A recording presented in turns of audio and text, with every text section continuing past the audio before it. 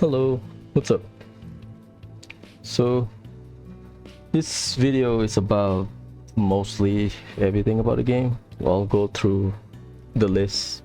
We'll talk about American Garten, we'll talk about some of the combat adjustment of the game, combat edition, and then later on I'll talk about my build. Apparently someone requested it, so yeah, I'll do what I can, but we'll go through all of the features in American Garden one by one. This list, right? And then we will talk about the elephant in the room. So first one is the pedestal. No, it's not a pedestal. It's the hot spring. Hot spring is that you can hang out and recover your stuff. Pretty basic. Next we have this subjugation pedestal. This is basically for SPG, but it's for monster extermination. It will get unlocked later on in the game. This is the gacha grimoire decryption. So throughout the game you will collect this G token. Welcome to my study. Right? And we can check the reward. Such a tantalizing assortment. You get skill stone. You get red skill stone for physical damage, blue skill stone for magical damage craft, green skill stone support craft, gold skill stone for S craft. Accessories, you can get BGM, a lot of BGM. The Panacea is for XP, you get all of the recovery item. Tier 1 and Tier 2 Quartz and accessories. At the end of the game, apparently you can get infinite onyx steel. The issue is, okay, I'll address the elephant in the room. The issue with the game is that onyx steel is limited, in a sense that you cannot craft everything you need. We can only carry over 99 onyx steel to New Game Plus, because what happened is the game doesn't let you synthesize whatever rare quartz you need. So that was bullshit. So if you want to do everything, you cannot do it like Crimson Sin or Daybreak 2, where you can just grind infinitely and get things going, right? You have to wait for New Game Plus. And then I'll mention this. So this crest accessory, they are the best accessory in the game. Well, best because function. I mean, they are better accessories, but they are good. We don't have the Hajimari / Reverie personalized accessory level like back in the day, you know. But we got something quite close. So I would say throughout the game, maybe just save up your stuff. I mean, you can use it if you need it, but the G token, it's more worth it towards the end of the game, because the onyx steel will be unlocked at the end of this final chapter, middle of final chapter, I think. So yeah, so this is the gacha. No more splashing stuff with Mare or Altera. So this is the shop, Epstein Workshop. There's so many things here. You can count on me for support. So Terme is the hot spring. Okay, just going through here.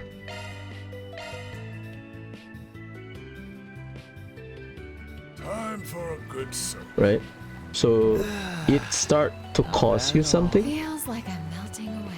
but later on what happened is you can get How relaxing. reduction for the prices, That's better. which is why at the bottom you can see it's free. You can count on me for See, support. cost free. So what happened is you will get points. Be careful out there. I'll show you in the backpack. Workshop point. So every time you clear a stage, you clear all of the mission Tell of me a whatever you stage. need. In Garten, you will get points. So you use the points to reduce the cost of therme. I mean, it's not that expensive. It's like 1,000 Mira or something. Mirage is not an issue in this game. This is the shop. Item services then? Here's our selection. You can buy stuff,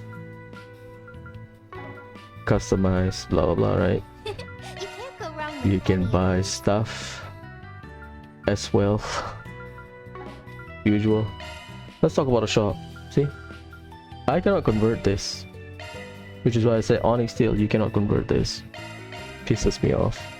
Why? I don't know why they do this.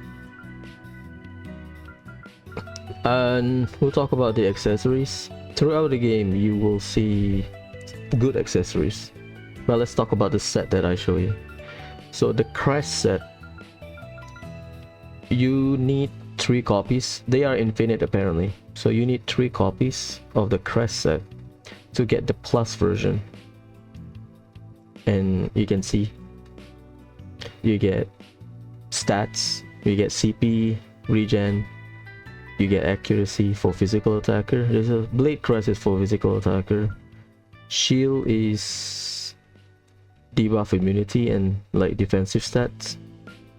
Armor, HP and debuff immunity. Apparently it doesn't stack. It's not 120% if you equip both of these. It's layered. So 60%, 60%. Rather than just a flat 120. So this one doesn't stack because 100% debuff immunity sounds nice. Staff, you get EP, art, and CP. So basically the value is half Thanks. when they are at their base value, right? See, Blade Crest Plus, right? 10 CP. This is the regular one, no CP. You just get accuracy and strength. No CP regen. Next one Just tell is me whatever you item services then? Orpman and Onyx Steel You Shop. can do all sorts of So things. you get a point. The points are infinite technically. How would you like to spend your points? You can't go wrong So with any of you these. can buy accessories. You can buy a holocore voice. And I think you will use this to buy the connection piece you can get from gacha as well. I think most of the points you will use it to buy skill stone. We will talk about the character skill after this. Much appreciated. So this is a shop discount. Right now I'm at 15%. I don't know how many because this one doesn't get carried over, while the Therme discount apparently get carried over in You Union can do all Plus. So sorts of things. I don't know why. This is Therme discount. See? Grim Arena. Grim Arena is basically the combat simulator in the first game, in Daybreak, in Kuro, where you can challenge a list of bosses from the previous 2 games. And then you get reward. And they will get unlocked as you play the game. Poker is the Poker Blackjack because because we have Jack in the game, right? Wishing Simulator is again like previous game, a way for you to catch up to the fish. So it's very hard to miss a fish unless you actively skip them. You can't go wrong with any of these. This is from the casino. There's a real life casino, not real life, sorry. In the game there will be casino. So if you don't have access to that at certain point of the game, you can just go here. Thanks. And You then wanna change the background music, music? there's a shit ton of that you can get from gacha. you will empty the gacha and get all of the infinite stuff at the end. Be careful So out that's the there. Epstein workshop. And this reminiscent pedestal, this is a new thing. We have it in Hajimari, the door, right? So you have three things. Ouroboros channel, that's part of the story. If you miss it, if you want to rewatch it, you can watch it here. Memento Orb, this is a story like Hajimari no Kiseki, Reverie, right? All of the character stories. You basically will go to all of the level in Garten. So floor 1, floor 2, floor 3. There will be a chest with a blue marker. That's where the orb is. Not missable, I think, but I missed one because I didn't pay attention. That's on me. So for Connect event in this game, this is the first time you cannot miss a Connect event. You don't have to make a choice. See, I completed everything. Why? Because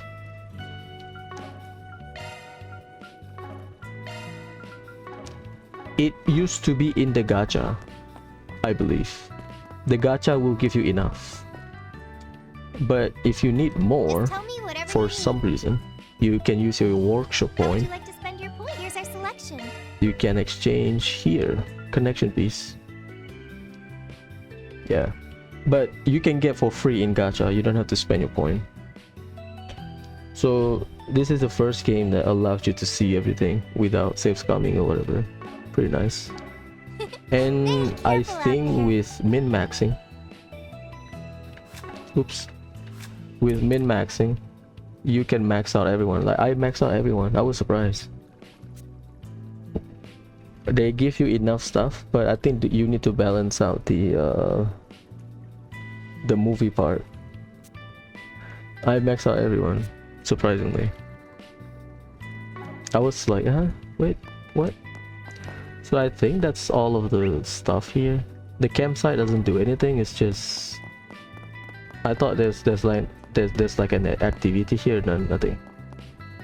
There's no activity here. This is just barely a hub world. Hermit Garden is better. Reverie Corridor, well, True Reverie Corridor is better.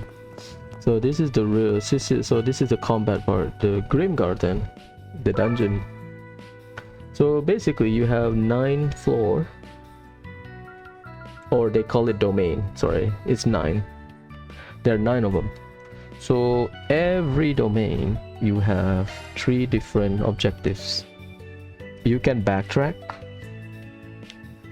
So sometimes you don't see this the first time. You have to clear the domain first, and The adventure begins. once you clear the domain, this tile will appear. This tile is a shortcut tile, so if you step on it, you'll go to the boss. So you don't have to go through the entire domain. The shackled hero And sets the way out. movement works is you have to walk forward only. So it's 1 tile forward or 1 tile diagonal. This door, what's the difference between these 2 doors? This door is the original door, corruption. This is after you clear the dungeon. So the vibe of the dungeon will change, the lighting of the dungeon will change, but it's still the same thing. And you can see the objective. Red is the one that you have to clear to actually progress. If you don't progress it, what happens is, let's say you kill everything. So let's say the objective of the red marker is to turn on all of the switches, 4 switches or whatever, but you keep skipping the switches, and you kill everything. What happens is the dungeon will automatically reset. So you have to clear the red marker first, the red objective. The bottom 2 is just optional. So there will be objective that requires you, not this objective, but there will be the objectives here that requires you to open treasure tiles. What is treasure tiles? shackled hero sets treasure out. tile is not this one, nor is it the red one. Adventure begins. The adventure begins. The shackled hero sets Oh out. well, you've seen the red one. There's another tile with. Shackled hero Okay, this is sets treasure out. tile. So if they are objectives that requires you to do that, it's a very specific kind of treasure. Usually they want you to open certain amount of chests or clear how many doors. Like, is it this one? The adventure begins. Clear 3 times, right? That means 3 doors. 1, 2, 3 in any order. So yeah. So if the game requires you 6, that means 6 doors. But you can go back and forth. You can leave, and then it will save your progress.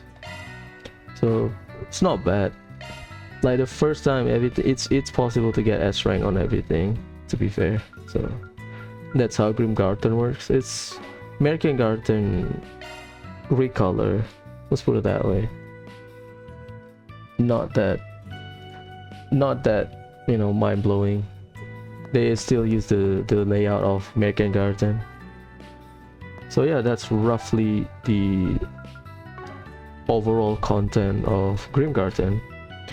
So before I show you the some of the combat changes, let's go to character stuff.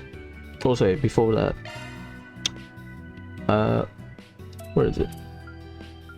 There are some advice. I don't think people care, but this is just my advice. Where the hell is it? This is easy. No, it's not. Okay. What is scrum chain? Scrum chain is when you are linked to your teammate and you do normal attack, the teammate will do normal attack. That's scrum chain. You need 2000. So my advice is you will do a lot of repeat of Garten. So my advice is probably every run or every from one door to the boss, right? Because usually one domain has like multiple doors. So let's say you go through 3 doors and then you fight the boss. Try to get like, I don't know, 100 scrum chain. But that's just what I did to cope up with this shit. 2000 is a lot. But if you do like every visit, you do every full visit, which means multiple doors, and then you fight the boss. If you do 100 per run, 2000 is not that bad. This is the only big number. The rest are fine. Scrum support is easy. Blitz chain is easy. It will happen naturally, I think. But yeah, the rest are kinda eh. Okay, so before we go to combat, let's talk about the character stuff. So I mentioned about the skill stone, right? There's a bit of a grind required to max out your character. I know, crazy. To max out character skill, it's not as easy as Daybreak 2 Crimson Sin. It's a bit of a grind. I have to grind. I had to go to the 9th domain, the final domain, take shortcut to the boss and beat the boss. So MVP of the battle will get their skill stone, and you get like the clear you get the Garten points or whatever, right? The one that you can use at the shop to upgrade and get discount to get the hot spring, the therme for free. So you can use it to buy it. So my advice is just go with whoever you want. Kill the boss on very easy, one shot the boss, and then whatever character skill stone you have, spend on that character. After that, switch character, and then whatever excess skill point is it? Do they call it skill point? Workshop point, there you go. Whatever workshop point you get, just go to the shop and buy it. This take a while, but not that bad now that I think about it. It took me about a few hours, 10 hours. Nah, it's not, probably less than that, probably 8 hours, because you have 24 characters. So I maxed out everyone. Throughout the game you will get blue skill stone, green, gold, red, blue, right? And you will get character skill stone. The blue one is universal. It's just you need to match it to the type of craft. So physical craft, red, blue is magical, green is support, this is a buff support, gold is S-craft. So I mean I have enough, but not enough. You can also level up your craft by just playing the game. The more you use your craft, the higher the level. But well, you know, grinding using craft is tedious, let's put it that way. Like the highest I have was like Rean S-craft at level 8, because I spam S-craft a lot with Rean. That's it. I still need to grind skill stone. But yeah, that's just some of the changes they make. They make the leveling skill quite grindy. Not that bad, but still a bit grindy. So for most of the characters, they have either new animation or new craft. Like Agnes have now she has attacking S-craft.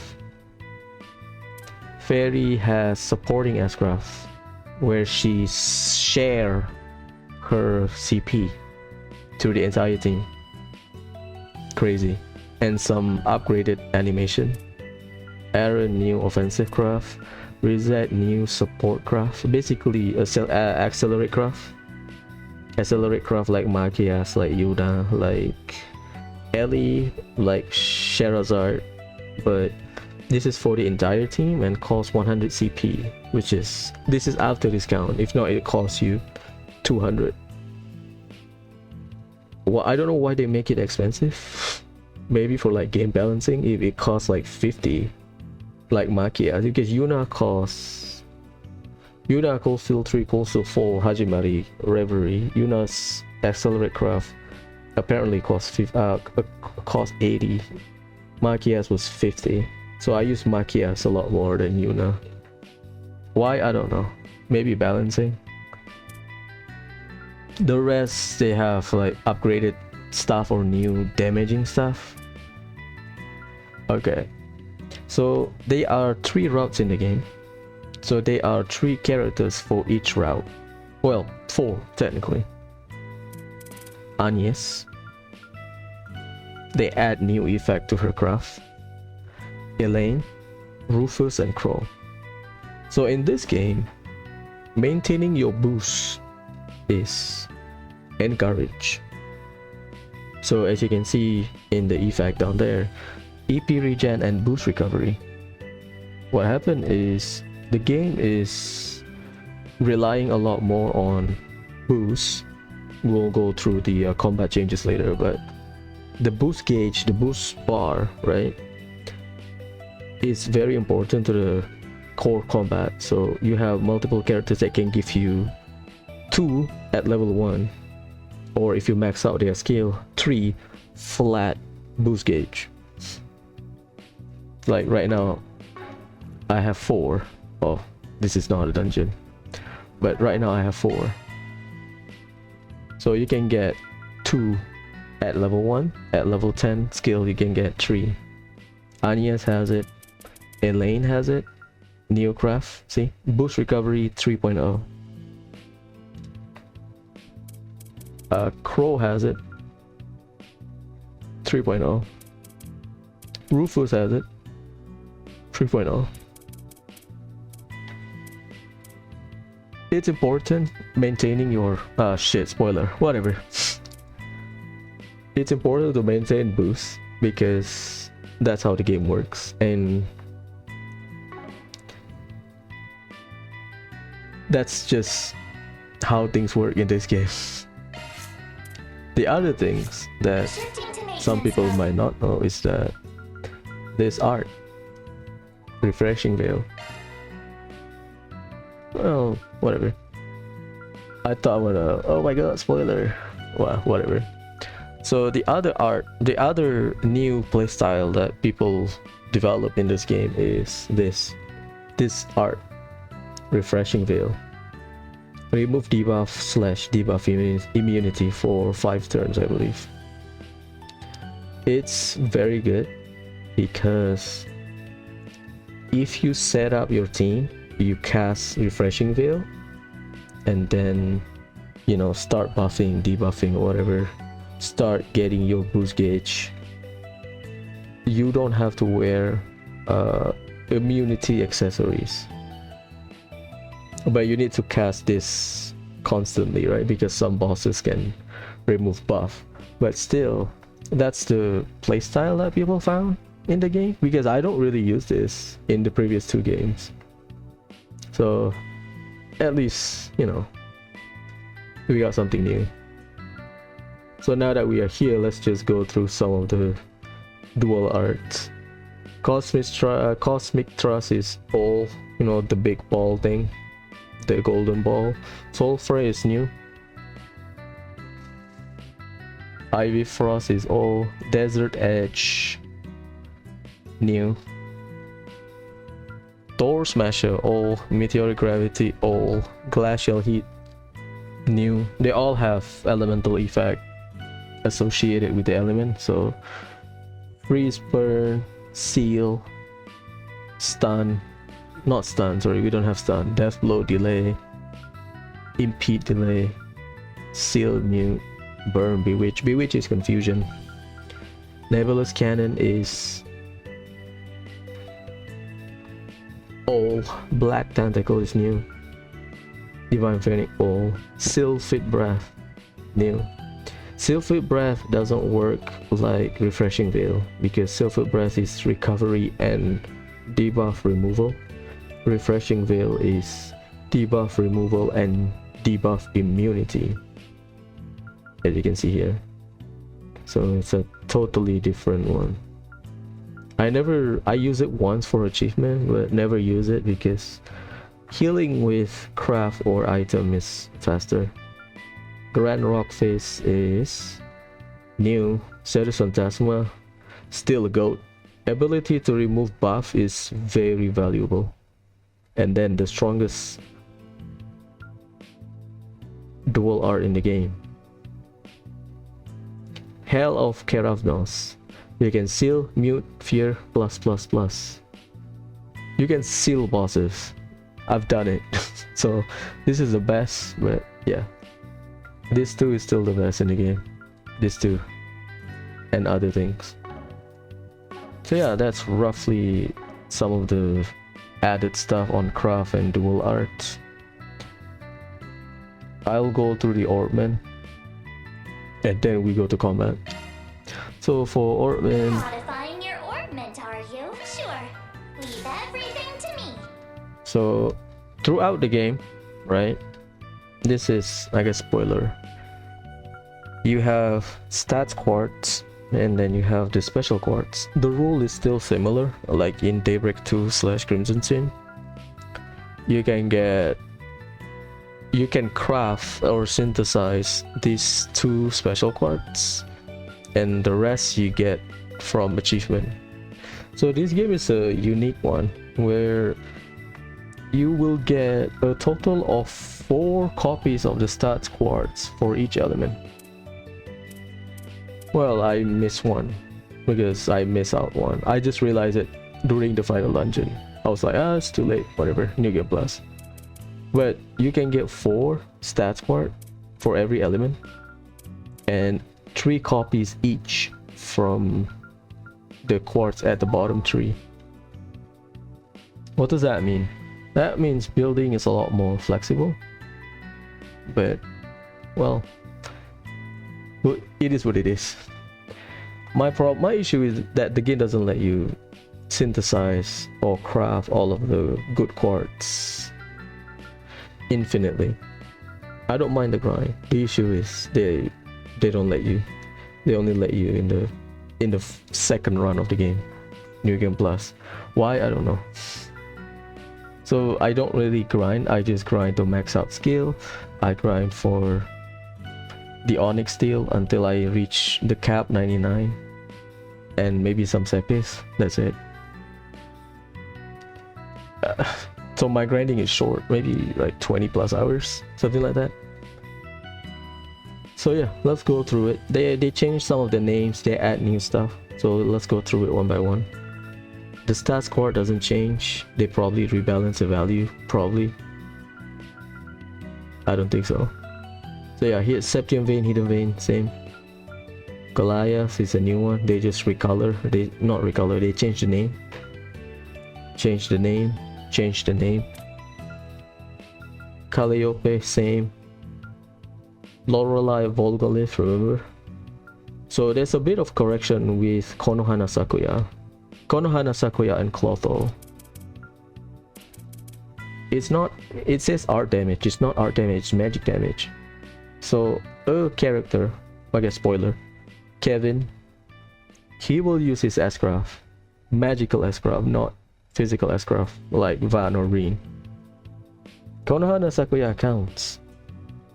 Art damage increase when HP is higher. It's not art, it's magical damage because Rean has magical craft. I know Aaron has one. Agnes has one. Bergard has one. I think most characters they have like one magic craft. So technically you can use it on every not physical attacker, craft user. Because I always say physical equal craft user, but that's just me. But Konohana Sakuya is not art damage, it's magic damage.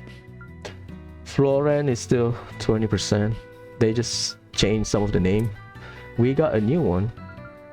Smile, Beowulf, Prometheus. Beowulf is a new Quartz. Because in the older games, in Daybreak 2, we have a Quartz. Name by G. But this is a new Quartz. Basically, our initial boost gauge count is 4. But if you have Beowulf, you'll add +1. So if you have 3 Beowulf user in your team, you will get 7. That means what? You don't need to spam S-Craft to extend your boost gauge numbers, because the rule is every S-Craft will add 1 until you hit the cap, which is 9. So Beowulf adds that. I mean, it's good stuff. And then Galadriel, Hanuman, Kusanagi, that's similar, just rename.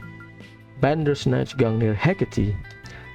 Gungnir is not S-Craft. If you read the translation, Bandersnatch is S-Craft, Gungnir is craft. So like Risette, if you want to spam her shield faster, give her Gungnir. I think it's Gungnir or Gungnir, I don't know. Then I talk about Clotho. Clotho is the same as Konohana Sakuya. It's not art damage, it's magic damage. So we have Astraeus.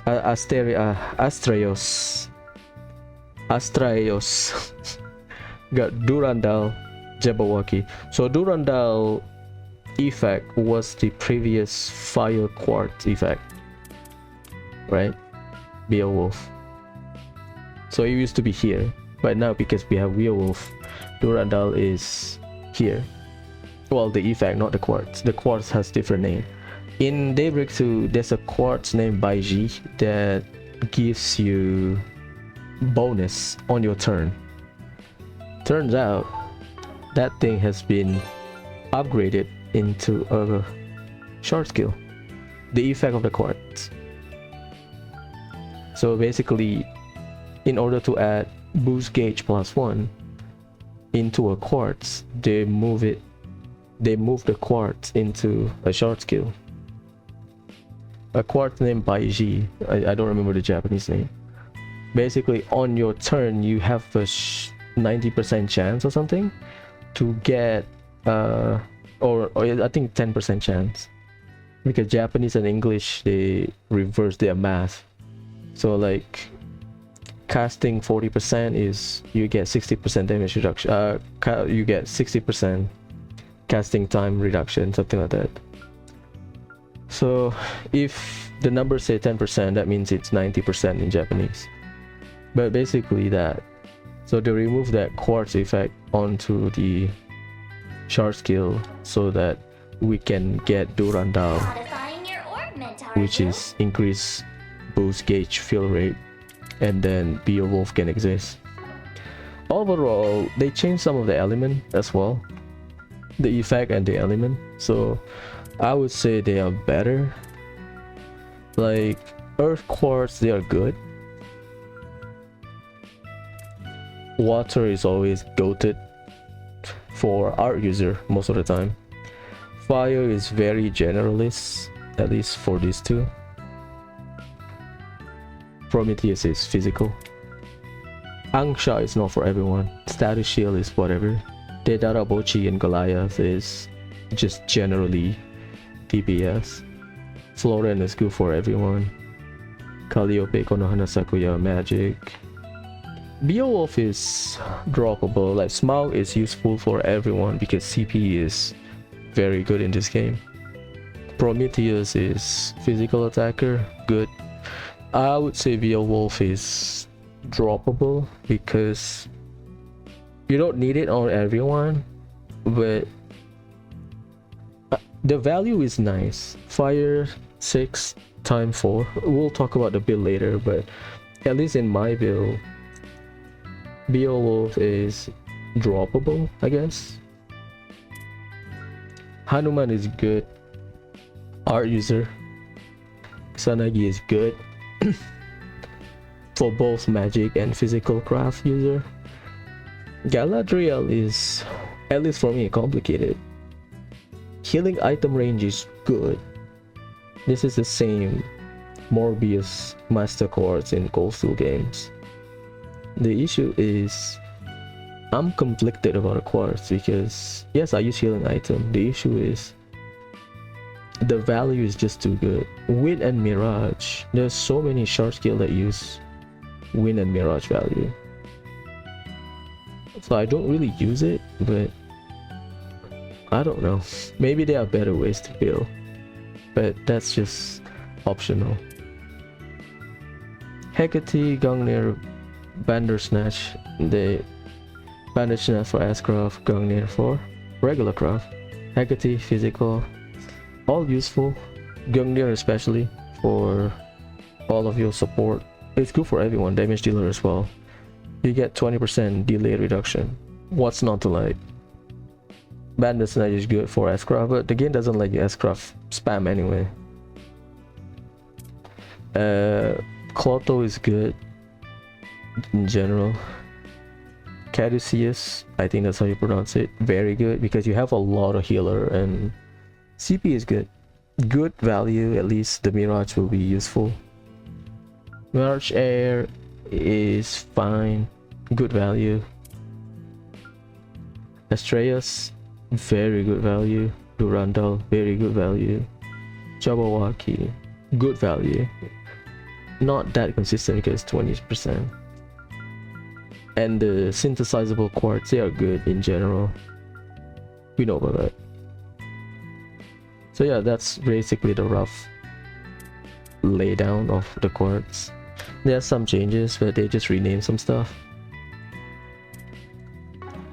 So yeah, we'll go to combat. Okay, let's start. So you can see on the right hand side, I have 4 bar, 4 gauge for boost, right? So let's go through all of the combat changes one by one. The most important one is this. So nowadays, as you can see, Ascraft costs 1 boost gauge, right? Because see, the previous 2 games you need 2 boost gauge to use an Ascraft. So in this game it's 1. So like right now I want to attack, this is my Ascraft, cannot work. Boost Ascraft. Life and death ever flowing. Boost gauge expanded.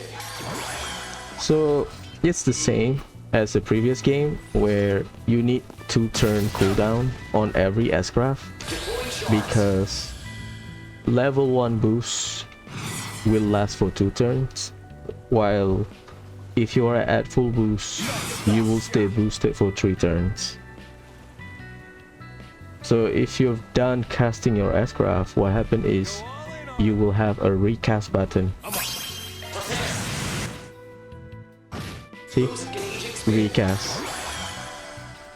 So you need to wait until the current boost state dissolve before you can use your craft or S-craft again. That's how it works. The next change is the size of your scrum ring. So if you check the boost, no, what the hell? If you check your shard skill list, you will see that scrum will have 2 levels, level 1, level 2. So Van has, that's how big it is. The Van is default. Rean is level 2. Sorry, Rean is level 1. If you boost, it will get bigger. So that Rean smaller ring is unboosted. If you boost it, it will become bigger.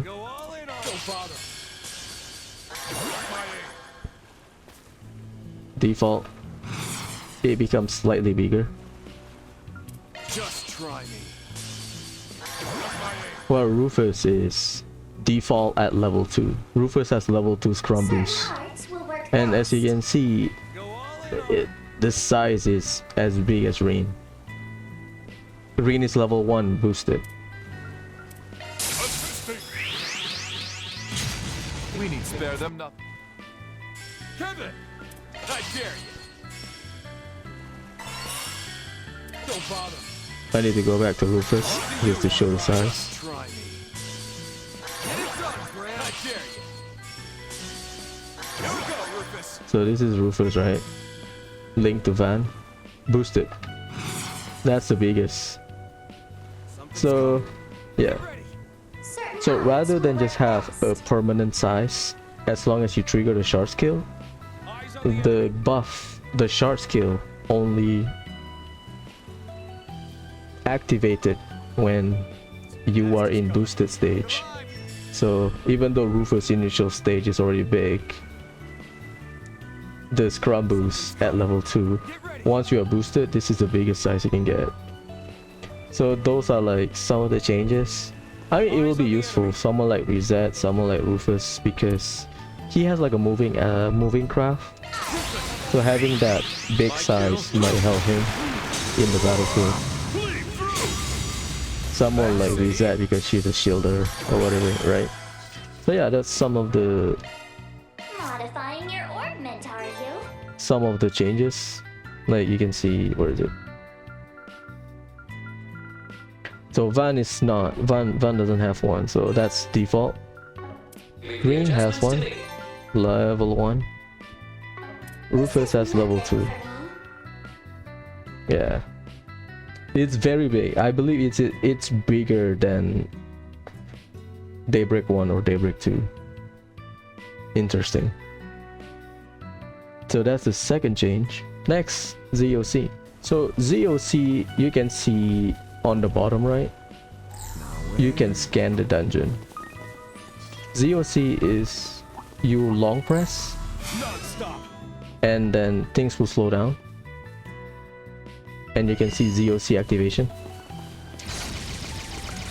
So that will be useful in field battle.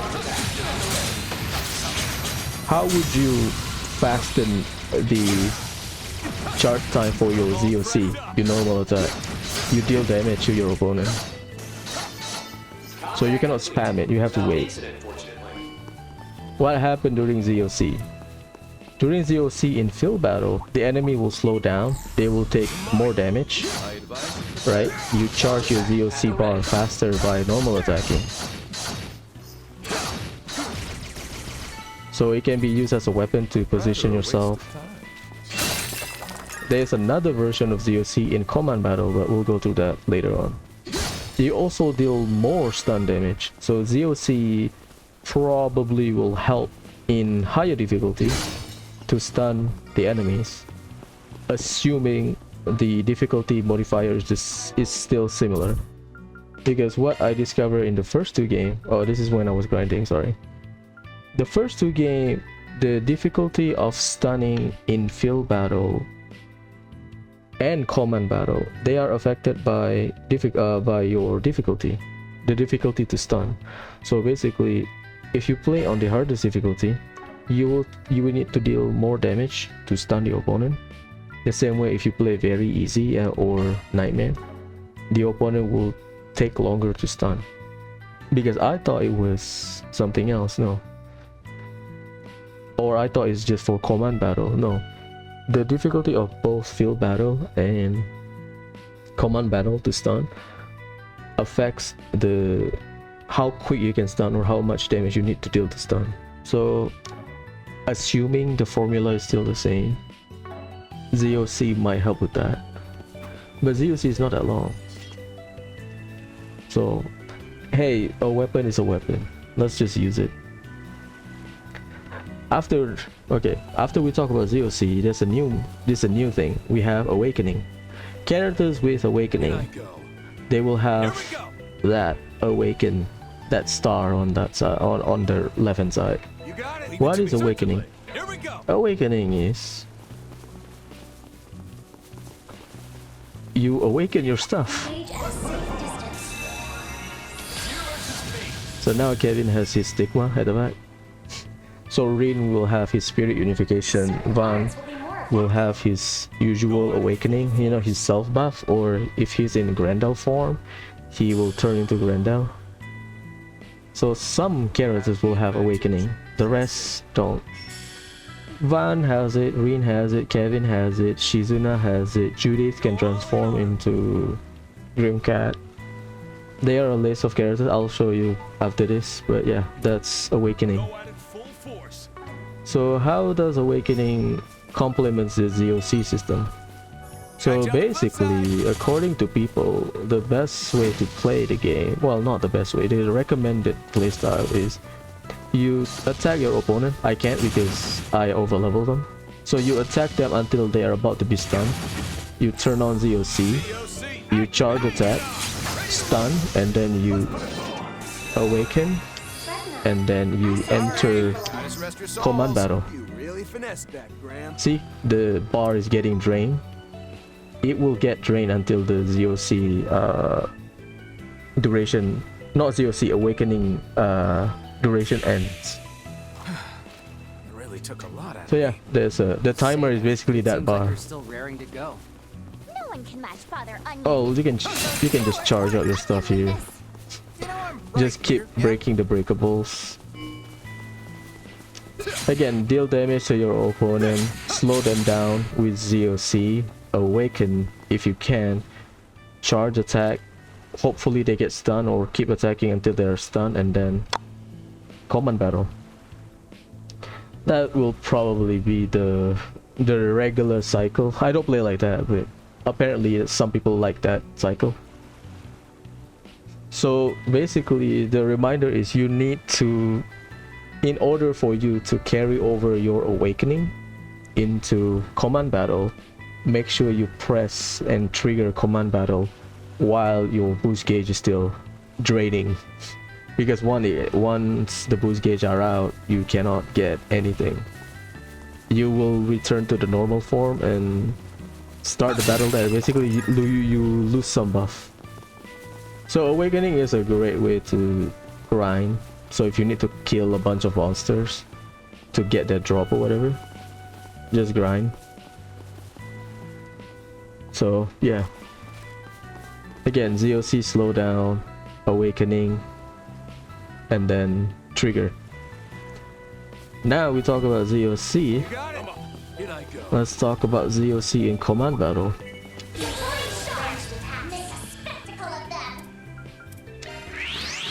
How does ZOC in command battle works? you don't lag behind. Right behind you. So you need a lot of boost gauge to complement the ZOC command battle mode. So you are boosted, right? If you press another boost, you are now ZOC. You can see on the timeline at the top, Certain arts will work better. Van has 2 turns consecutively. So what do we know? ZOC uses 2 boost gauge, right? It is similar to Chrono Burst in Cold Steel games before it was nerfed. It is sort of similar to Overdrive, but Overdrive is like 3 turns if I remember correctly. So you can act twice in a row and you have 0 delay on your second action, which means what? Which means Full force. you can quote unquote insta cast your art. Attack their initiating drive. I'll cover you. So there's a lot of weapon. There's a lot of modification you can use. So against like boss battle, right? What you can do is Fire ornament, are you? ZOC, instacast, refreshing veil. It's not instacast. Basically, within 2 turns, you cast and trigger the art for refreshing veil, and then you keep dealing damage to the boss while having someone that can charge your boost gauge. Right? So which is why I said boost gauge plays a more important role, which is why I think they changed the way S-Craft works. Next we will talk about Blitz. What the hell is Blitz? Blitz is a bonus. Couldn't ask. It's not part of the mechanic, Right. but it's a bonus. I bid you farewell. All right. Let's rip. Okay, Spectacle of them. you can see they are the letter B. So Certain Blitz arts is will work best. something that comes from your bench character. That is Lapis. Well, Lapis is not bench character, she's extra, she is not playable. Go all in So on basically think of like Scrum Chain, where if you are linked to a character, right, you will have extra follow-up attack force. like this. But if you trigger Scrum Chain on Blitz bonus turn, Give it your this best will shot. happen. You get Blitz Chain. Again, it's not a mechanic within character's combat, it's a turn bonus. Certain arts will be more effective. Have the advantage. So what happened is it's the same with Scrum support, where if you cast a buff or debuff, Blitz will give you certain bonus. So what happened is Scrum support just gives you damage increase, but for Blitz support, Have the aka you are linked to your teammate while you have the turn bonus of Blitz, what happened is here, stigma release, right? If I have this, that means Kevin will have longer duration on his buff. So if you run a healer, your healer will heal more. If you run a buffer like Feri, Feri will have longer buff of her support buff. So Blitz basically extends supporting craft while increasing the recovery of healing craft and increase damage for damaging craft, basically, because Scrum support just gives you damage increase. Sacred seal. Empower me. So now Kevin will last for 5 turns rather than 3. You can see on his Certain arts icon. will be more effective. Allow me. I follow. So Blitz is pretty interesting. Great addition to the mechanic, I think. Here we go. Sorry. And guys, the rest your final one souls. More of we'll the same talk about next time. Mighty foe. Be Brave mindful. Order. What the hell is Brave Order? This. It's Shard Command. What's Shard Command? Shard Command is basically Brave Order. So as you can see, Go all in on him. there's so many version. Some characters have their own unique shard command, while this 4 is the generic one. You can see the cost of the boost required, which is why I said the game is very boost centric. All of the utilities you want in the game, it will cost you boosts. So, and you can see from the description, you get some CP, you get some recovery, you get damage reduction. Oh, we don't have one. I'll talk about the master quartz after this, but there are so many damage reduction, there's so many options for recovery, there's so many increased damage option, like noble axe, 50% physical damage, brilliant scepter, 50% magical damage. So this game is very fun because of the options you have in terms of recovery, in terms of buffing. So just engage with it. They bring back Brave Order, which is fun.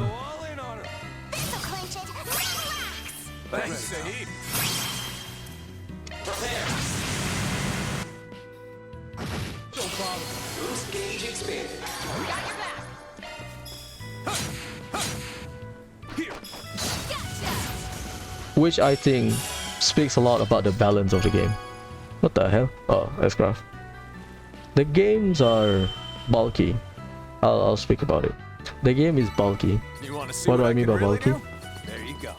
Playing the game normally, right? You realize that the enemies are just bulky, annoying. They're just HP sponge. I play on normal. Very easy because I was grinding. So what happened is, I guess because all of this addition to the game, you got Brave Order / Shard Command, you have ZOC,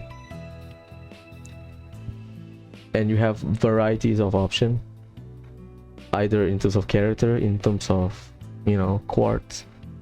You get access to higher level quartz quite early. So it was just annoying, I guess, at times. Again, I play on normal, but apparently on Nightmare, things are just bulky. Insane. Let's go back. So those are some of the breakdown of the addition of combat that we have. There's so many options. It's fun. Okay. I mean, if you still struggle, just go to the notebook. Read here. They give you all of the necessary stuff. So let's talk about approach first. Shifting to maintenance mode. So in my previous build videos, what I did was I value stat squad, right? So for every character I will run Emerald Gem because it's EP. I will run Sapphire Gem because it's HP. And as I mentioned before, because the way shield works, extra HP is good. Extra HP is good. Okay, but in this game, something interesting fall on our lap. It's called Shard Command. Specifically, Pater Mater Shard Command. So you can see on the right hand side, you have 2 Shard Command for both Renne and Pater Mater. Focus on Gordia's Guard. With just 2 boost gauge costs, you will have 90% damage reduction. 90%. Insane. So there are other ways to get damage reduction, but this is the highest. The rest are like 40%, 50%, or whatever it was. But Pater Mater, 90%. So what happened is some players they play on Nightmare and they just equip Pater Mater on one of their bench character and then just go ham without a care in the world. So why I mentioned this? So my build usually Maintenance mode. use Emerald Gem. because I said, oh, HP, higher defense is better, higher HP is better. But with Padre Mater and Gordia's Guard, Shard Command, or Brave Order, higher defense and extra 1600 HP is no longer needed, which means you have a lot more option to do whatever you want offensively, as long as you have ways to maintain your shard boost gauge so that you can renew and make sure you time it correctly to recast Gordia's Guard with Patomata Holocore. So my approach of build has changed. Number 1.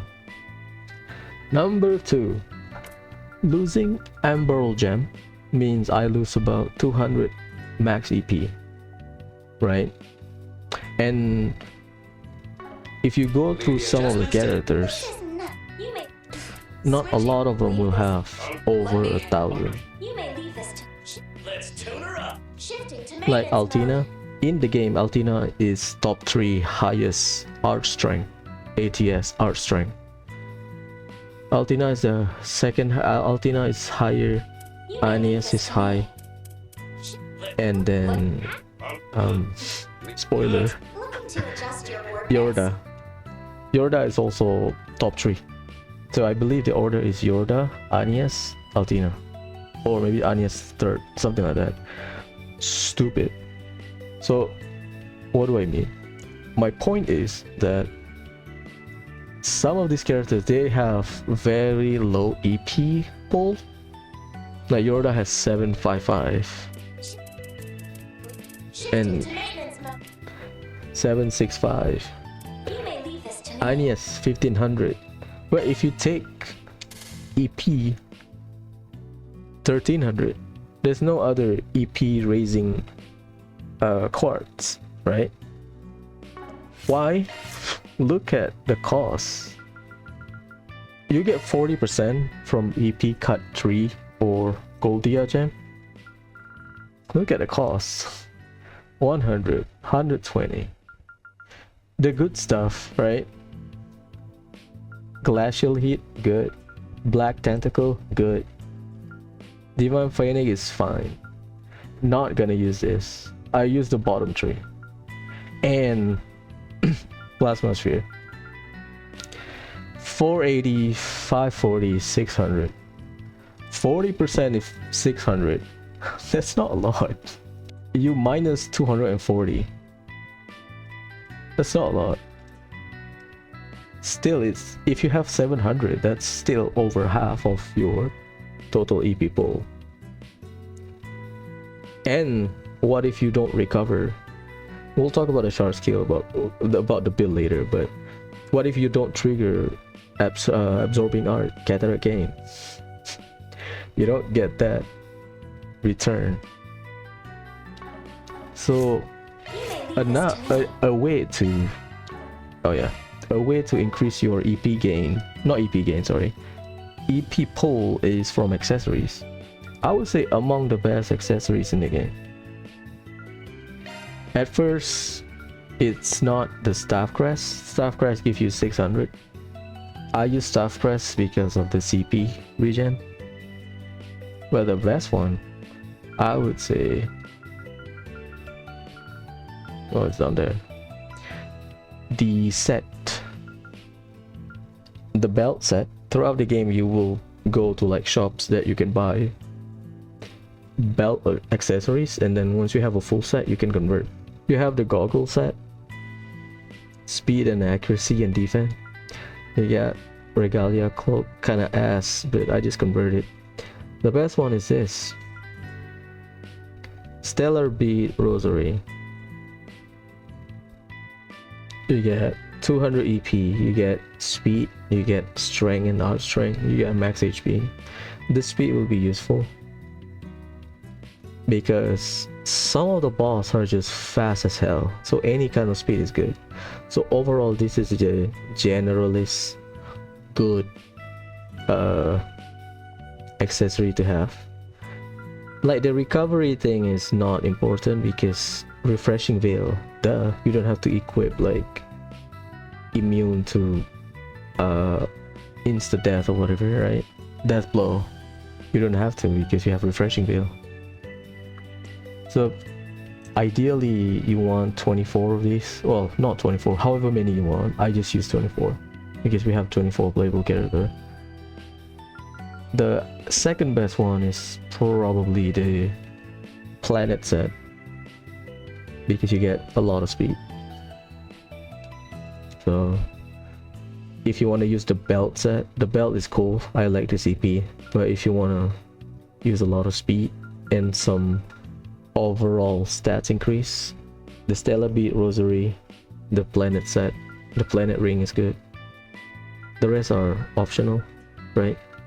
But we have options when it comes to accessories because you no longer need it to prepare for like bosses. As long as someone in your party can use refreshing veil, you're good. I am just using Blood Crest Plus on my physical attacker, Staff Crest Plus on my magical attacker, and probably just Stella Bead Rosary on everyone. The 200 will be enough, but there's not a lot of ways to get a lot of EP. All of them are like one-time accessory reward.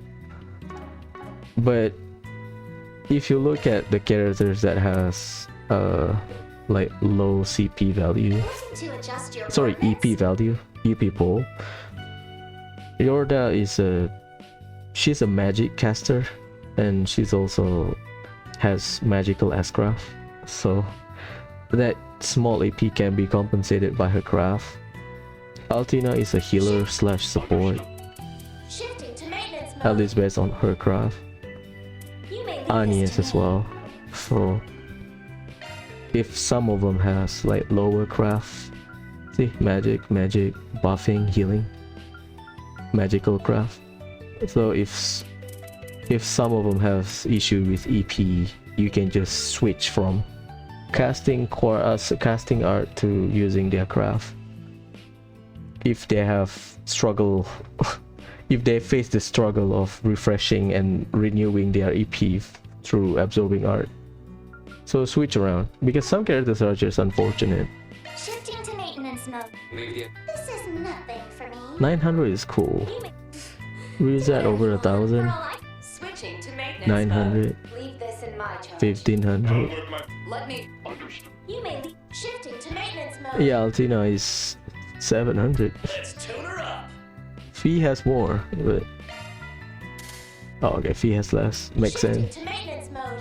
Crow around 700 as well. Unfortunate. Looking to adjust your. let me handle. Activating maintenance mode. Nadia, not a lot. 900. Yeah, I mean it's fine.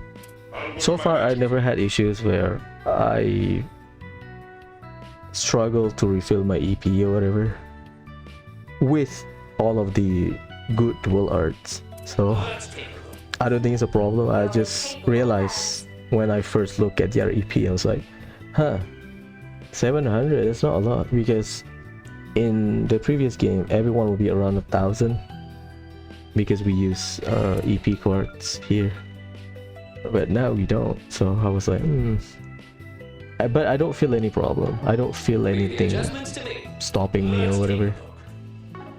So yeah, just, you know, just a reminder. So this is the list of characters that we have in the game. There are 24 characters total playable, as you can see here, right? And this is Toa, this is Lapis.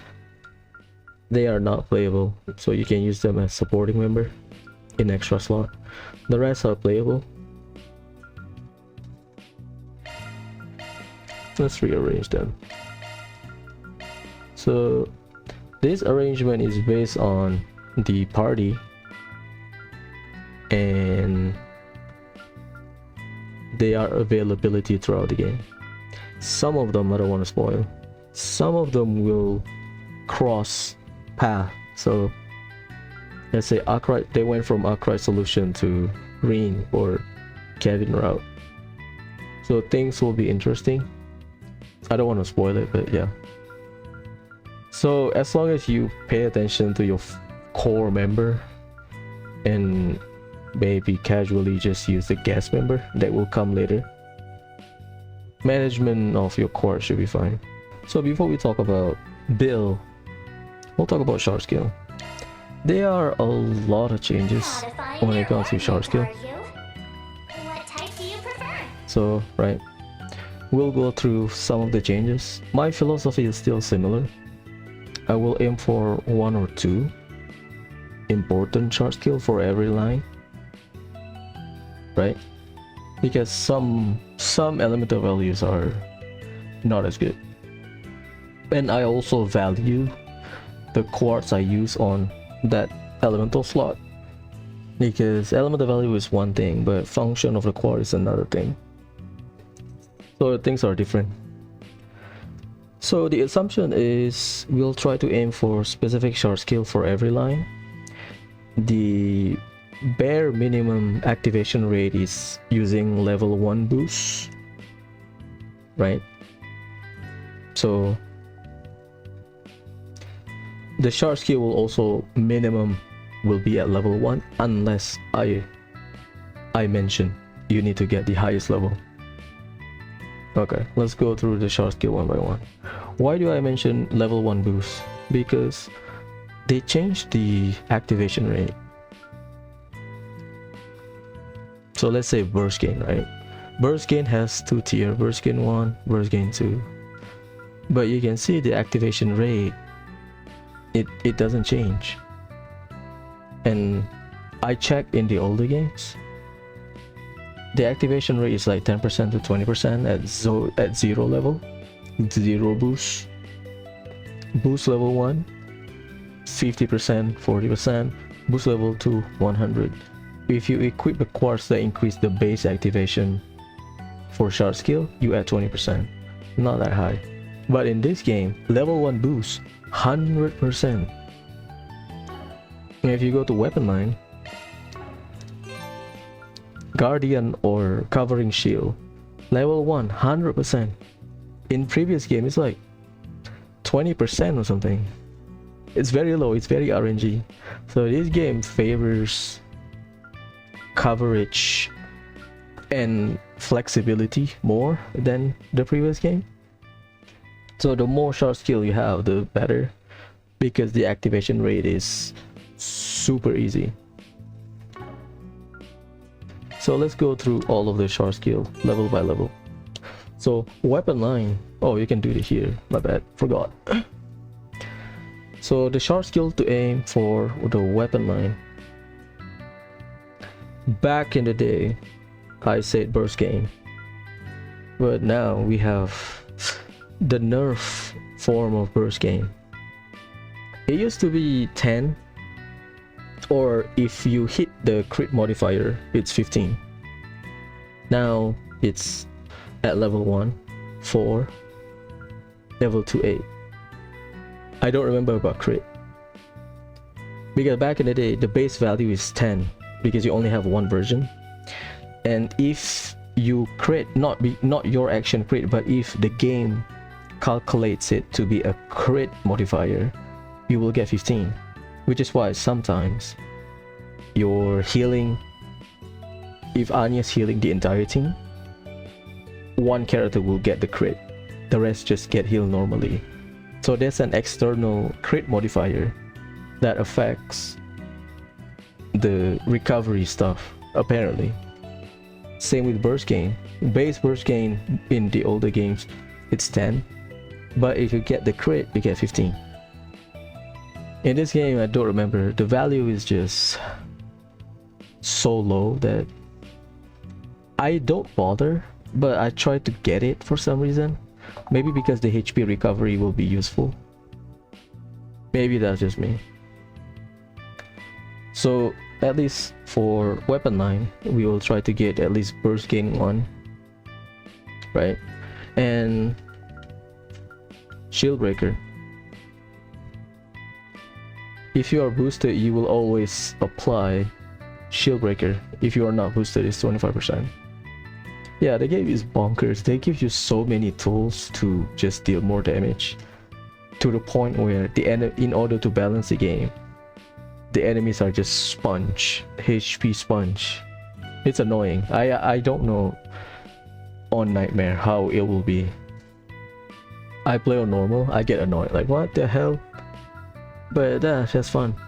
Shield Buster is just upgraded Shield Breaker, same effect, which is small defend down, but you just deal more damage. So I said just get the base version so we have better coverage when it comes to the elemental value.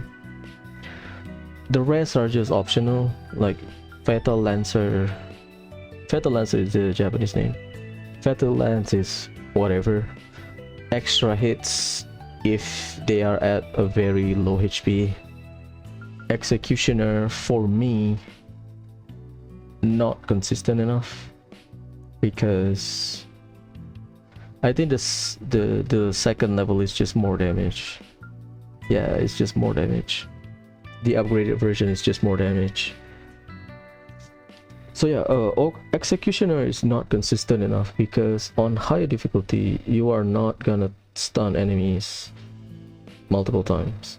Well, I mean, you can stun them multiple times, but you can count with one hand how many times you can stun them, at least based on my experience. Number one. Number two, hitting stun foes is situational, because sometimes you stun them, your other characters are casting art, so you're not gonna trigger Executioner, because Executioner works with craft, not art, unfortunately. So for me, it's not consistent enough for me to trigger it, so I just ignore it for like 2 games straight. Now it's the 3rd game, 3 games straight. So I just focus on burst gain. The rest, burst gain and shield breaker, the rest are whatever, you know. So for physical attacker, the weapon line is whatever, or craft user in general, the weapon line is whatever. Like art user, their drive line is important. However, in this game, shield line is the best line for craft user or physical attacker, because of one thing: auto impassion guard. What is auto impassion guard? Impassion guard will net you free 30 CP if you guard. Low chance to trigger. Auto impassion guard is you don't have to guard. So basically, auto impassion guard work as a CP battery. You will get a flat 30 CP, or if you crit you get 45, just like burst gain. So this is the best slot, the best short skill to aim for any craft user. The rest are optional. So the short skill will be aiming for shield line, for craft user, craft damage dealer, sorry, is auto impassion guard, and some of the other short skill we can aim for is basically guardian. Avenging arrow is good in general. Why? Because look at the elemental value. You need wind and fire, right? Avenging arrow is already using wind. So because of the overlap, it's a lot better if you can get both of them. Auto impassion guard, at least avenging arrow. Avenging arrow is just more damage. Also, speaking of avenging arrow, I talk about speed, right? But the bosses in this game are annoying. So one way for you to deal extra damage is just by abusing this avenging arrow, the revenging arrow. How do you abuse it? If the boss attack you or attack someone, you fire off. So slowly you are taking away some of the HP. It's annoying, to be fair. Not that bad, but sometimes it's like, when the hell is the boss gonna die? And then I think the rest are the same. You want to try to get Guardian. So my approach is craft spammer, either physical or magical craft. They will get auto impassion guard, and if they can, avenging arrow. Art user, I will try to get Guardian. And if I can get avenging arrow, that's cool. And usually I try to get resist seal, resist mute, so I don't get seal or muted. Seraphic force, profanic force, it's cool because it's for emergency healing. Probably just for Agnes, because Agnes has craft can revive, but the rest of the healers, they can heal only. So Seraphic force is just good for themselves, not the entire party except Agnes. So Seraphic force is good enough for Agnes. Yeah, I don't think for shield line that much anything changed that much except auto impassion guard. I don't really aim for revenging arrow because the requirement, I usually try to aim for Guardian too. They also changed some of the elemental value of the shard skill, because shield breaker was space and earth, now it's time and earth. So yeah, I don't know.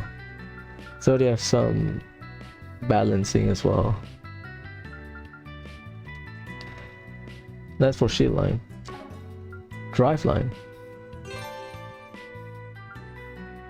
it's same. Absorbing art with arc feather. However, they are a big change when it comes to absorbing art.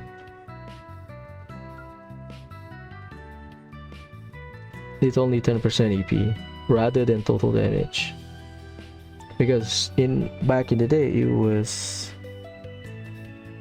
total damage. So if you deal like 60,000 damage, right, you get like 700 EP back, 1,200 EP back or whatever. They nerfed it. 20% EP, so it's not a lot. Like, I notice it in the early game when you have access to earth and water quartz with 6 value, because you need 6 and 3. I notice it in the early game, mid game as well. I was struggling to comfortably sustain my EP, but once I reach end game, I can get absorbing art too. Things change. So my point is, at least for my build, my philosophy change, my approach change. Absorbing art 2 will be my priority, while I may or may not have to skip arc feather. I mean, it depends on the build, but yeah. Forgot judgment feather. The rest are fine. Like, the elemental boost is good because we have dual arts, great. The breaker and buster is good. Well, breaker technically. Breaker is good because you debuff. Spirit breaker is basically shield breaker for art. This one is good, but again, depending on the build, because arc feather and absorbing art, to get both of them, especially absorbing art 2, your slot is very tight, so I don't think you can get spirit breaker, but if you can, get it. And the avenging art is whatever, it's optional. How it works, I finally see it in this game. Well, how it works is, your opponent will cast art on you, you get hit, right? And then you will counter with like the default tier 1 art on whatever art drive you use. I'd rather use on them. That's it. So if you have Firebolt, you will cast a free Firebolt on them. I was like, what? And then the final one is extra line. So extra line, technically three things, but it's 4. Golden Eye. So in previous game you have Treasure Hunter, you have Hawkeye. Treasure Hunter for treasure chest, Hawkeye for enemies. Now they combine it. Golden Eye. Fair. So Golden Eye, you will get it eventually because there are overlaps with other shard skill. But for me, I will aim for Leg Breaker so that your craft can inflict slow. The most important one, I think, for I would say everyone, Heavenly Fortune. Heavenly Fortune is good because you can get Blitz bonus, you can get 0 art, you can get CP regen, you can get crit turn, healing, so many things, right? Even though it's low chance, but throughout the game, by aiming for Heavenly Fortune and Leg Breaker, see, they all use the same value. Mirage time, Mirage water, that's 3 element. Possible to get it on everyone, I would say. Possible, but my build change because I might need Mirage on other slot or some shit.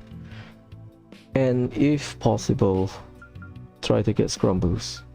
1 or 2 doesn't matter. We see how big Scrum Boost 1 can get after you are boosted.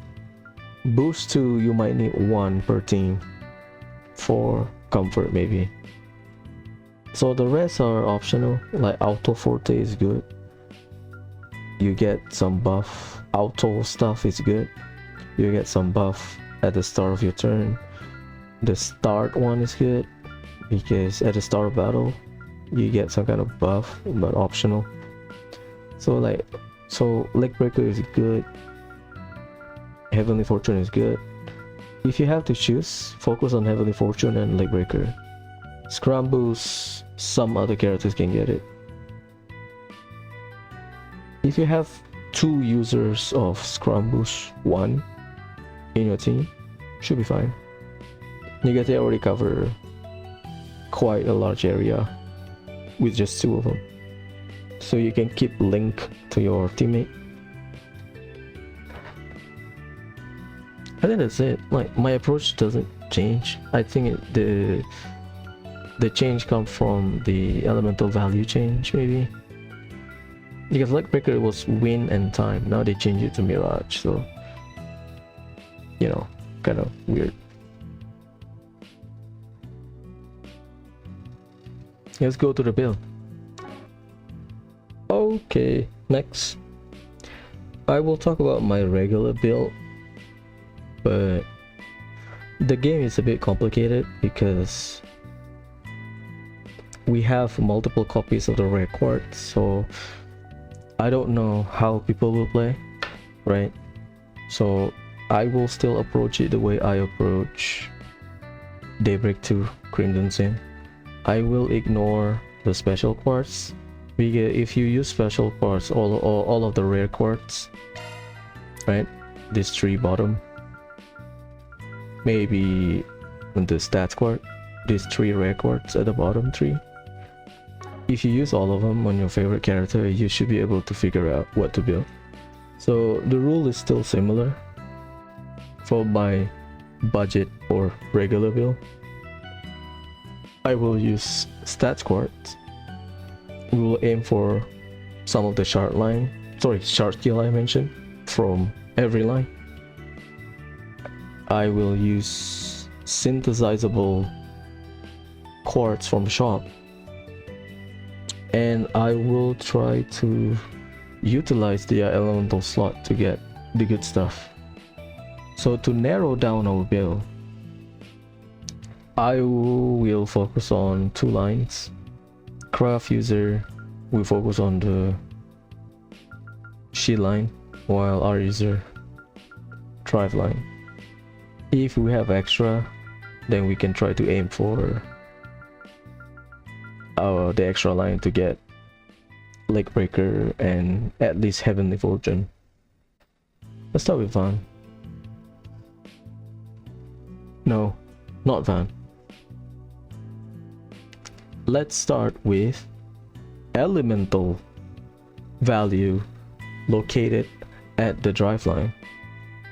So let's just start with element by element. We'll start from earth. For shield line, we don't have mirage value, so we'll start from earth until time. For drive line, we don't have earth slot, so we'll go through it one by one. The first one is earth. So for earth line, right, Single element slot you need access. fire and wind. So hidden vein solves the problem. You have earth slot, you have double value Start skills if you updated. equip any quartz to your earth slot, to the elemental slot, sorry. So now you have already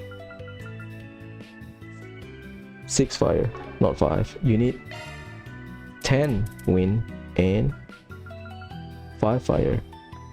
I will not use the start quartz, so we'll go through it. Start skills updated. Strike 2, strike Start 3. skills updated. See, you get impassion guard. And I said, if possible, try to get avenging arrow, because why not? So what do we get? You get action 3 or cast 3. Start skills updated. I thought serendipity and fortune might work, but number one, the value I believe has the same issue in the second game, where if your total drop rate exceeded a total of 100%, it will becomes negative. So let's say you aim for 100%, right? But if you hit 180%, you will hit negative, apparently. So you are now running at 20% drop rate or some shit. I guess 180, you went down 80, you went up to 100, and then you went down 80%, so you are now at 20% drop rate. I think it's the same, I don't know, cannot confirm. So serendipity and fortune can fulfill the situation, can fulfill the role, because you will have 5 win value, and strike 3 you have 6, and you need 10. It's enough, but the issue is it's a drop rate quartz. Fine, but not a big deal, I think. So now you have impassion guard, avenging arrow, and then you can get, I don't know, MP 3, Start skills updated. water 3, Start skills updated. you get heavenly fortune, and then I would say cast. Start skills updated. So now for whoever, right, with 3 slot, we know from 3 slot you can get leg breaker, heavenly fortune on the extra line, so you can ignore whatever elemental value you have unless it complements the elemental slot, complements the quartz to hit the value better, right? So that's for earth, how to get the budget though. Next, water. Water is That's a single fine. element slot. We have mercy, we have breath, but it doesn't mean anything. It's a dead slot for water. Let's put mercy here. Skills modified. You can put breakthrough, Skills modified. strike, Skills modified. strike 2, Skills modified. or Inferno. You need 5 fire value, right? Inferno solve all your problem. So strike 2 you can just ignore.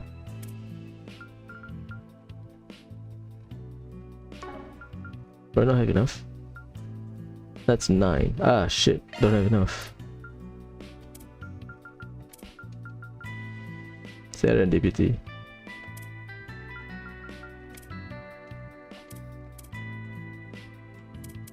Yeah, I don't have enough. You either run Serendipity here, because time and win. You only need one value, because this is 3, this is 6, 9, you need 10. I'm at 13 because strike 2 value is 4. Yeah, because I thought if you have a Mirage slot here, you can get Guardian. It's not. Because the cost is 6 here, not 8. Serendipity has 3, yes, but you don't have enough to trigger Avenging Arrow either, so you were stuck with this. So water slot is a bit of a dead end, unfortunately. But let's say you want to bend the rules, right? You said, nah, I'm gonna use my special quartz. What can you do? The answer is do rundown. Skills modified. You get 4 win, same value as strike 2. You have 6 Mirage, which is the minimum required to trigger Guardian. Duh. And the bottom is still the same. This is not by character, right? Like a different character will have different requirement. So just MP, HP. What's the other one? Forgot. Mirage time. Action 3. There you go.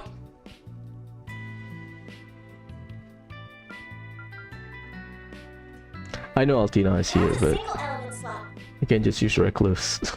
You get water and Mirage double. But again, I'm just assuming the bottom extra line is blank, no elemental value. So yeah, that's how you get 2 versions of how you can get auto impassion guard and maybe something else with regular quartz and 1 usage of special quartz. Next is fire. Fire is easy. Inferno. Shot skills remixed.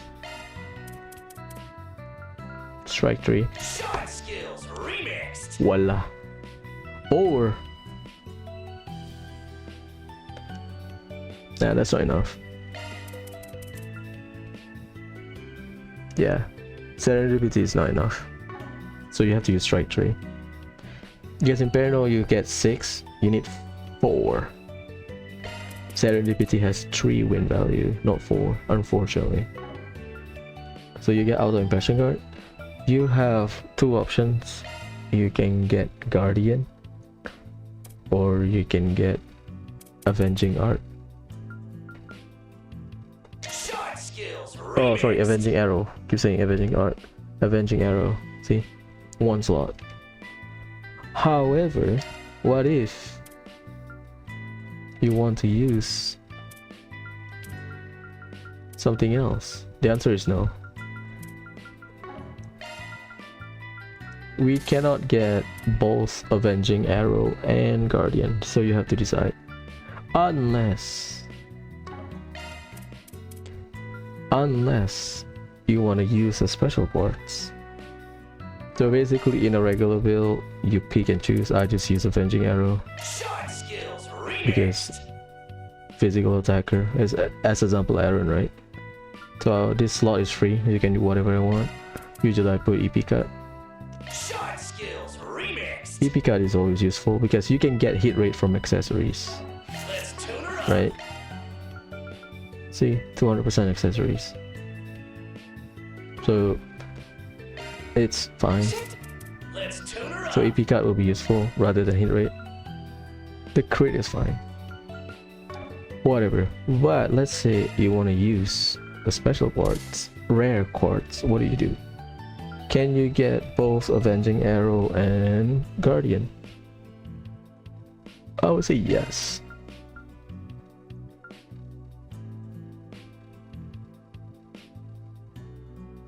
Not enough because you need 6.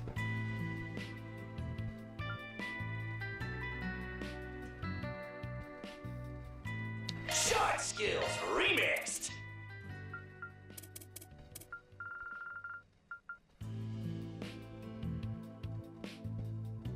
Shot skills remixed. See? Shot skills remixed. 2 craftable quartz, 1 Durandal. Durandal is good, man. I cannot say. So you have auto impassion guard. You get Guardian, you get Avenging Arrow. Am I gonna use this spell? No, but it's good to think about it.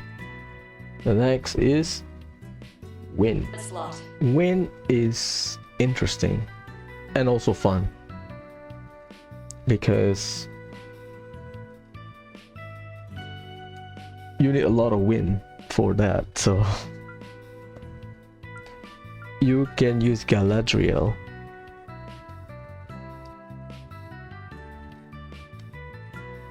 If you want. Well, let's use the budget one. Skill set updated. Skill set updated. Done. Skill set updated. Avenging Arrow. Done.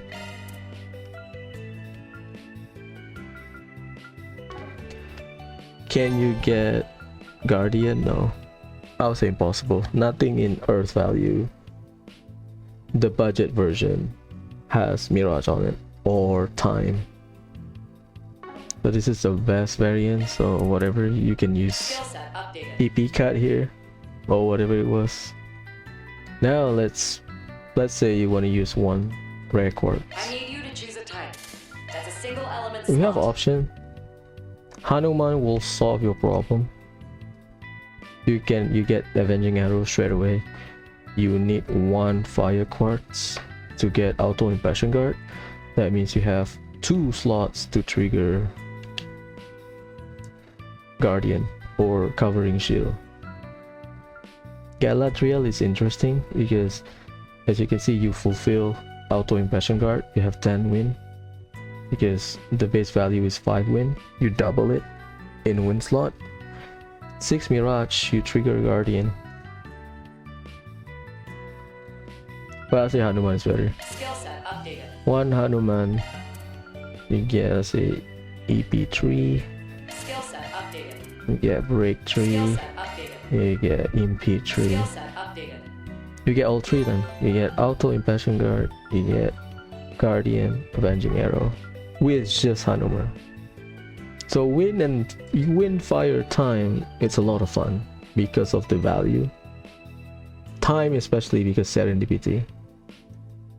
And speaking of time, the bottom is still the same.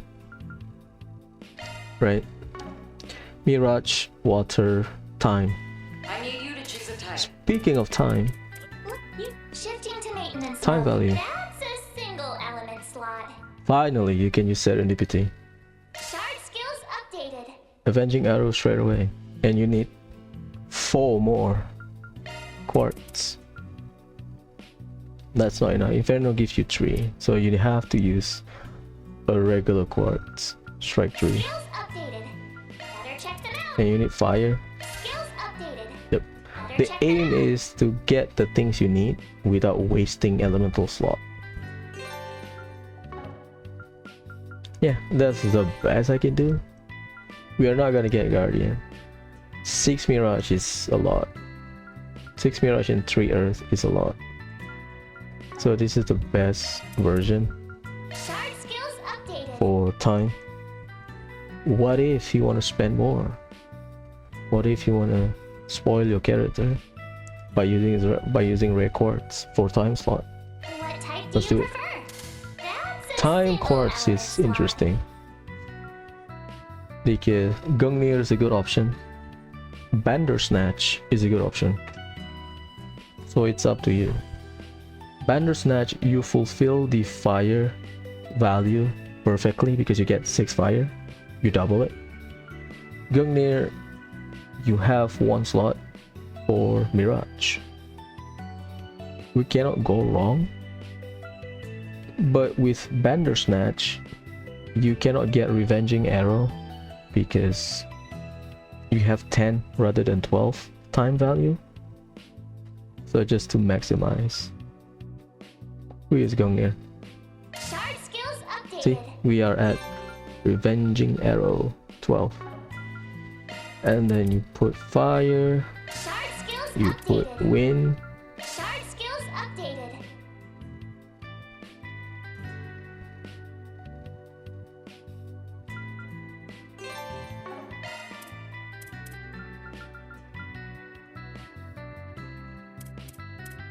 oh I made a mistake, my bad. Nah, What type do you prefer? That's a single mistake. element slot. I think you have to use Bandersnatch. Skills updated. You need 10 though, that's a Check it lot. out. Jeez, goddamn. Skills updated. Better check them out.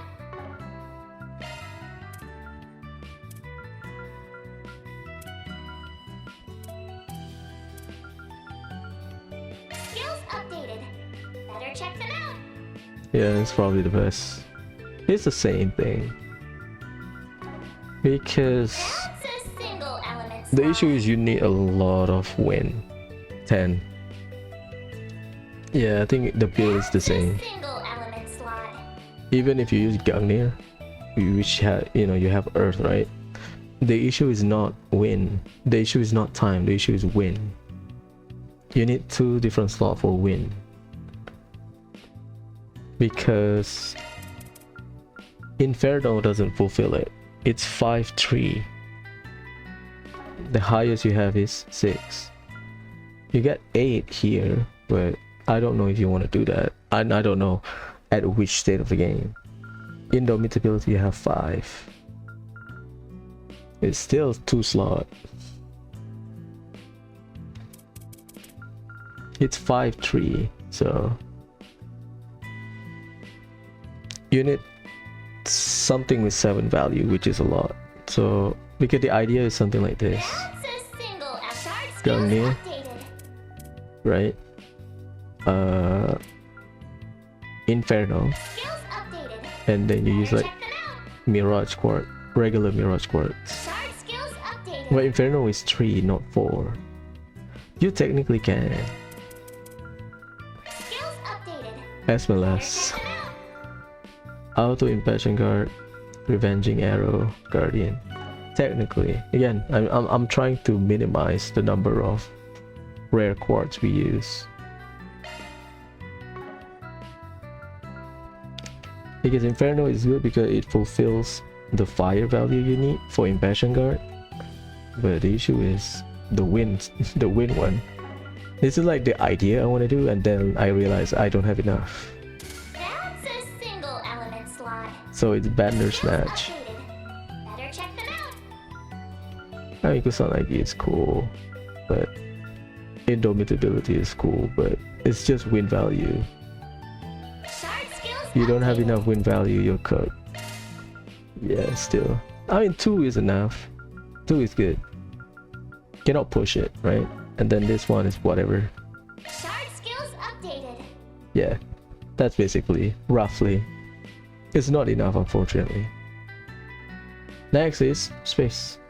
What type? Space is That's a single element Easy. slot. Oracle. Your skills have changed.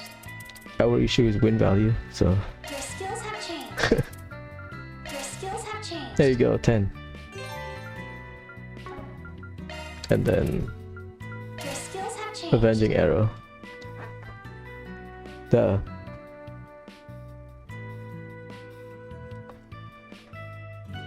Can we make it better? Probably. So this is a budget version. Oracle is craftable. Revelation and Oracle. Let me know what type you prefer. That's a Let's see if we can push it.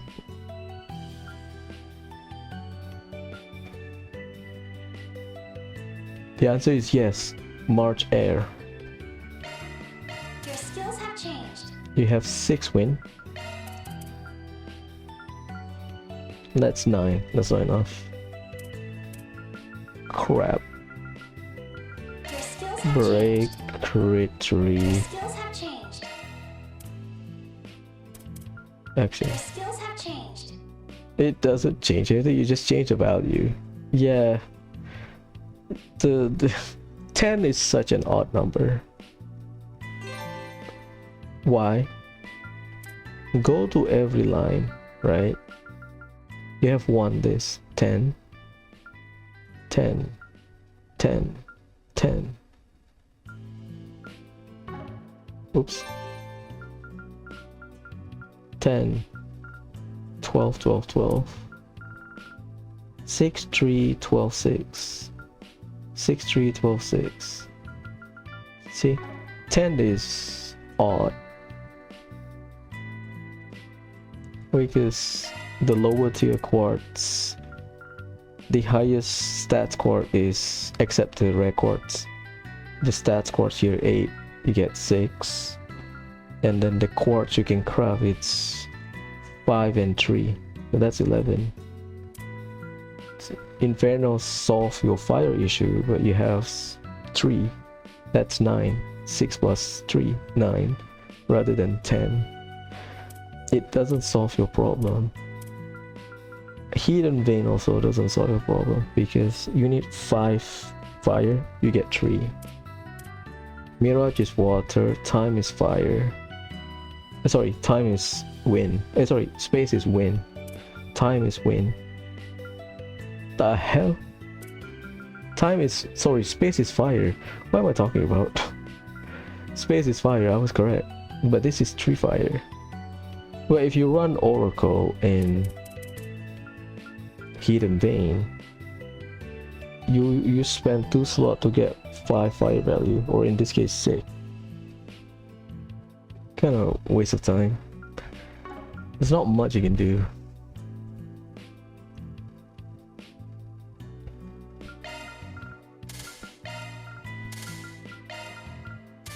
So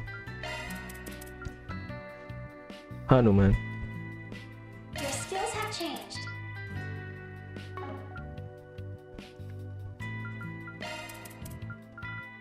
Your skills have changed. It's the same.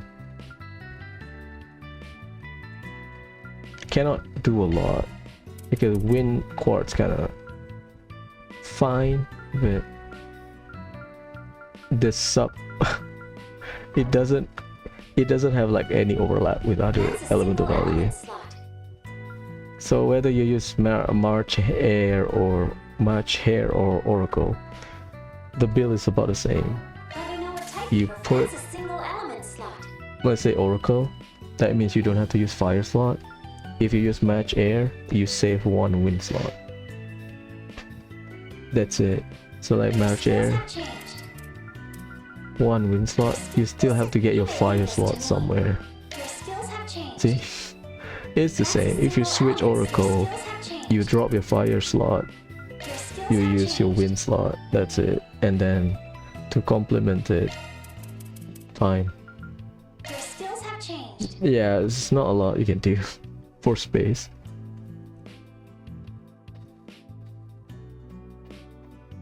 But yeah, that's it. We did earth, water, fire, wind, time, space. The worst one probably water and space. Earth is fine, water is fine, wind is fine. Sorry, earth, fire fine, time is fine. Earth because this. Let me know what type.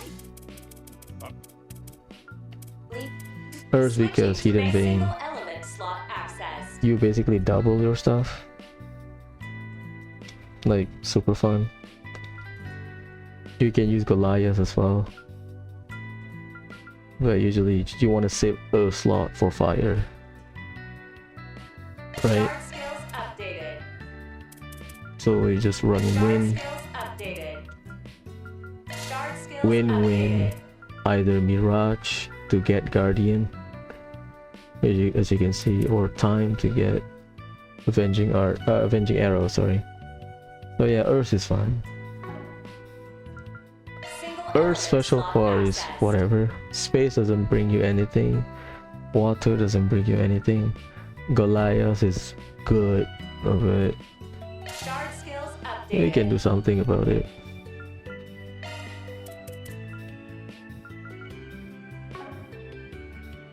You can't. You can't. You need fire somewhere. 5 fire. Nothing complements you.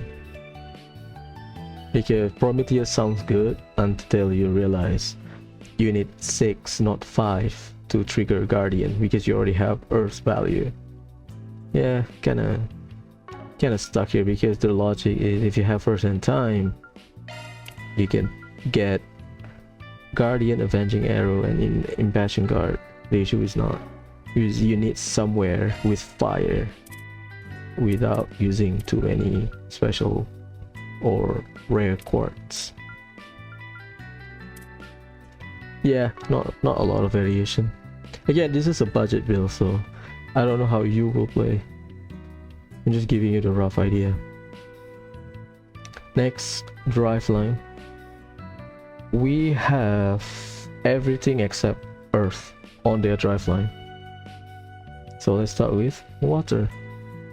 Drive line for art user is still the same, Your skills have changed. but our aim is absorbing art too. If you can get arc feather, it's fine. If not, you have other ways of dealing more damage, it's fine. So mercy solve our problem.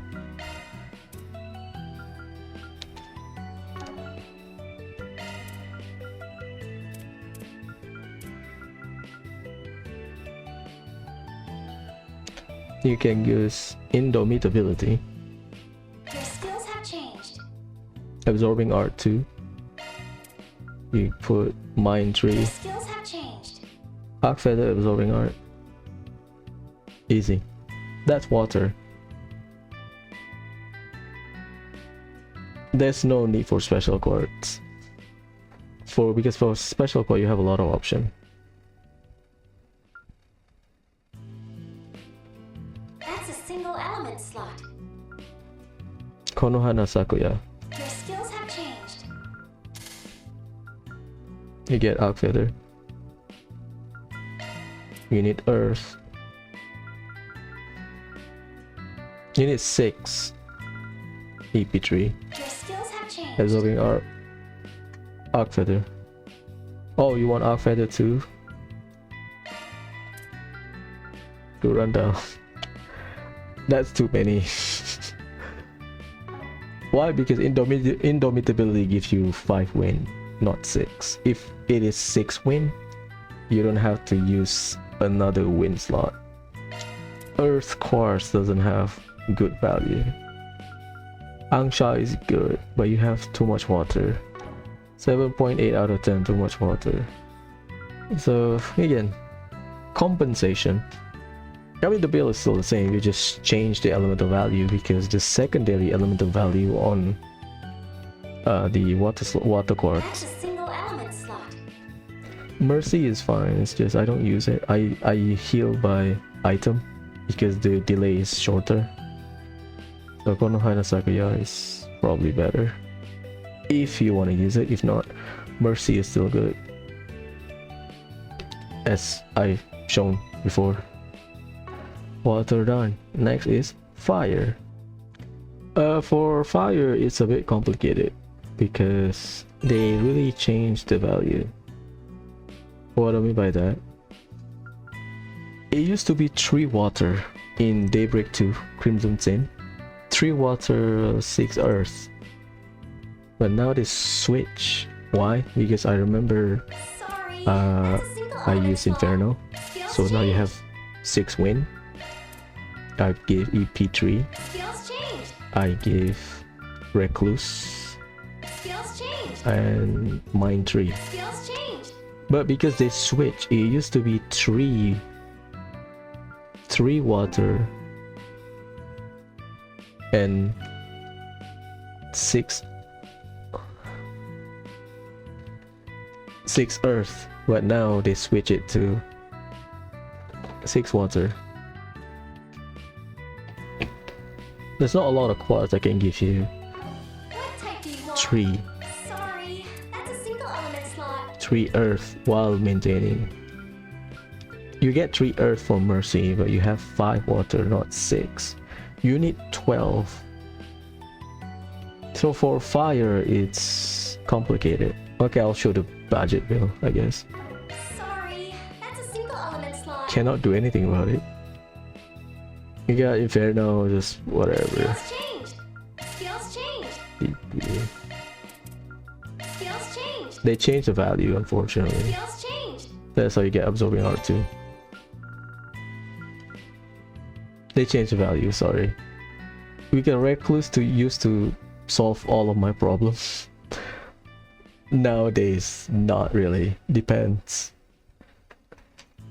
So, yeah, that's for fire. But let's say you decided to splurge a little bit. What type do you want? Sorry. That's a single Now you have element option. slot. You have Smoke and quite unconventional Prometheus. But I think Smoke fits the bill. 3 water, you double it, you get 6. You already fulfill Skills 1/2 of the requirement. Skills changed.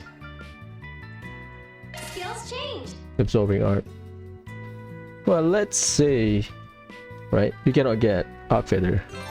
You are nowhere near Arc Feather. Well, let's say you want to splurge a little bit.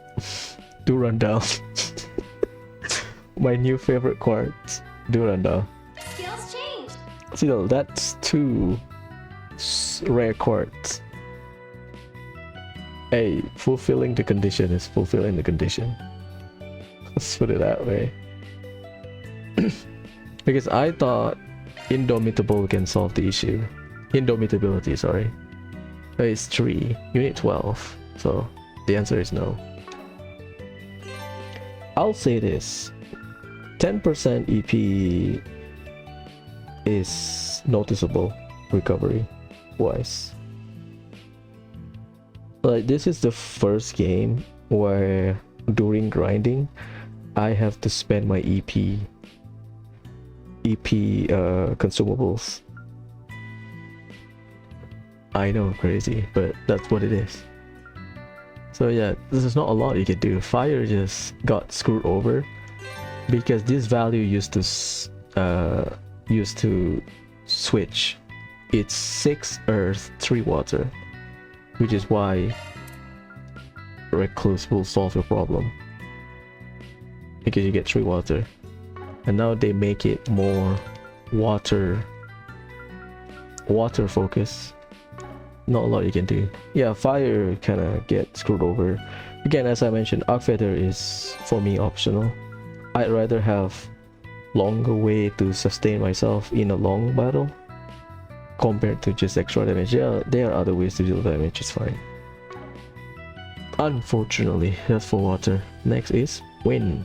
Wind. That's a single element slot? Wind, you have option. Option number 1 is Galadriel. Option number 2 is Indomitability. Budget version. Indomitability. You already fulfill 1/2 of the equation, which is 6 water. You add another 6 water.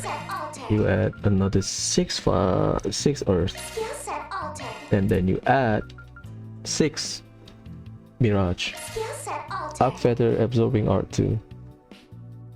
Easy. Because you've already fulfilled both elemental values and then you double it. Now, if you want to be fancy, and you want to use special quartz or rare quartz. Select a type. That's a single element slot. Galatriel. Good elemental value. Bad effect because I don't really. Healing item range, not item. Single item usage become AoE. This is just item range. Skill set altered. Arc feather already. Skill set altered. Yeah, there's not much you can Skill do. set altered. Skill set altered. It's the same, you just change the elemental value. Because it's wind here, so what you need is you need something with water. You know what, I'll show you. You need to use two, unfortunately. So you get your wind and mirage here. So you need water and earth. This is 6-4. Yeah, no. The answer is no. That's too much water, what the hell? Yeah, you're gonna have Skill to. set altered. Skill set Cannot do altered. anything about it. You can compensate by using Angsha, but that's 4. You still need 12. Yeah, it's just a switch, it doesn't mean anything. Premium quartz is Select a type. That's a single skill set altered. water quartz is cool. But you don't really double it, you just use 2 slot again because it's space, fire, mirage. You already have mirage here, you don't need more mirage. You don't have enough. That's just me. You have to use multiple. You have to use multiple rare quartz, not just 2, 3 and above. Unfortunately, so I cannot make that promise. That's Again, a this is single budget bill. element slot. This is regular bill, so unfortunately, I think indomitability is the easiest slot ever. Skill set altered. You get 6 water, 10 wind, just like that. You need 1 water Skill quartz. set. Let me handle. Oops. This is nothing for me.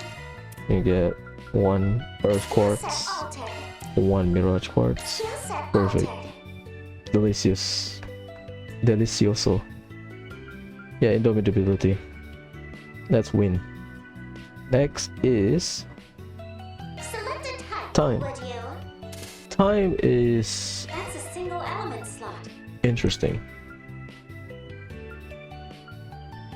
Serendipity to solve your problem. Your skills have changed. Now you have 6 win. Your skills have changed. Your skills have changed.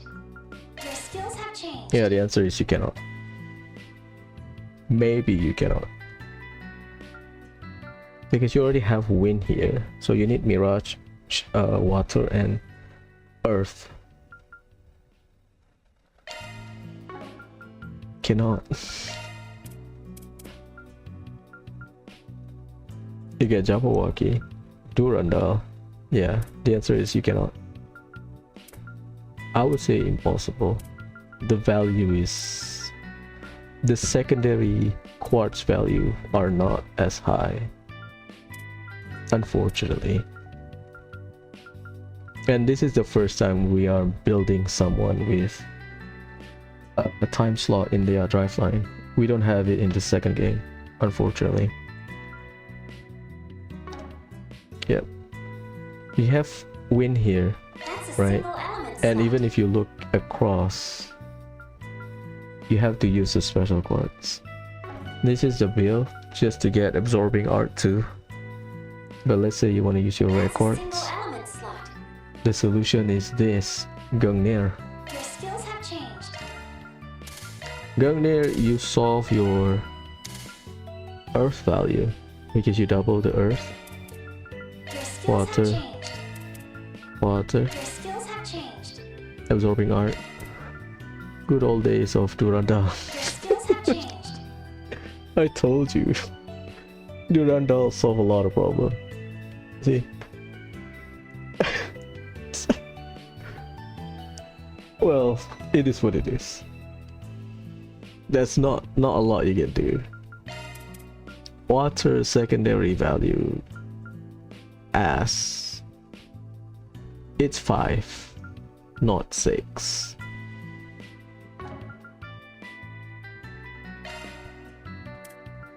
You can get 3 here, but you need 12, not 10. So complicated. You still have to spend multiple slots. So this is probably the best outcome for time slot. Sorry, time slot on your drive line. Yeah. Unfortunate, I know. Let me know what type you prefer. Next is space. Space is Single element slot accessed. not good. I can tell you it's not good. We have option, but regular quartz, no. It's basically this. Shard skills updated. Shard skills updated. Shard skills Done. updated. That's regular quartz. There's no other way to do it. If you want to use rare quartz, Select your preferred type. Single element slot you have 2 accessed. options. You have Cloto, Caduceus, Can't. Shard skills updated. You solve the Mirage here, but water still consume 2 slots. We are 3. Single element slot accessed.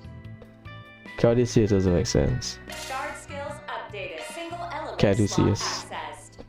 Cloto probably easier. Yeah, absorbing art. Konohana Sakuya. Don't laugh. Shard skills updated. That's 3. If you want to see, it's difficult. So this is the best. You get screwed over. I'll tell you why.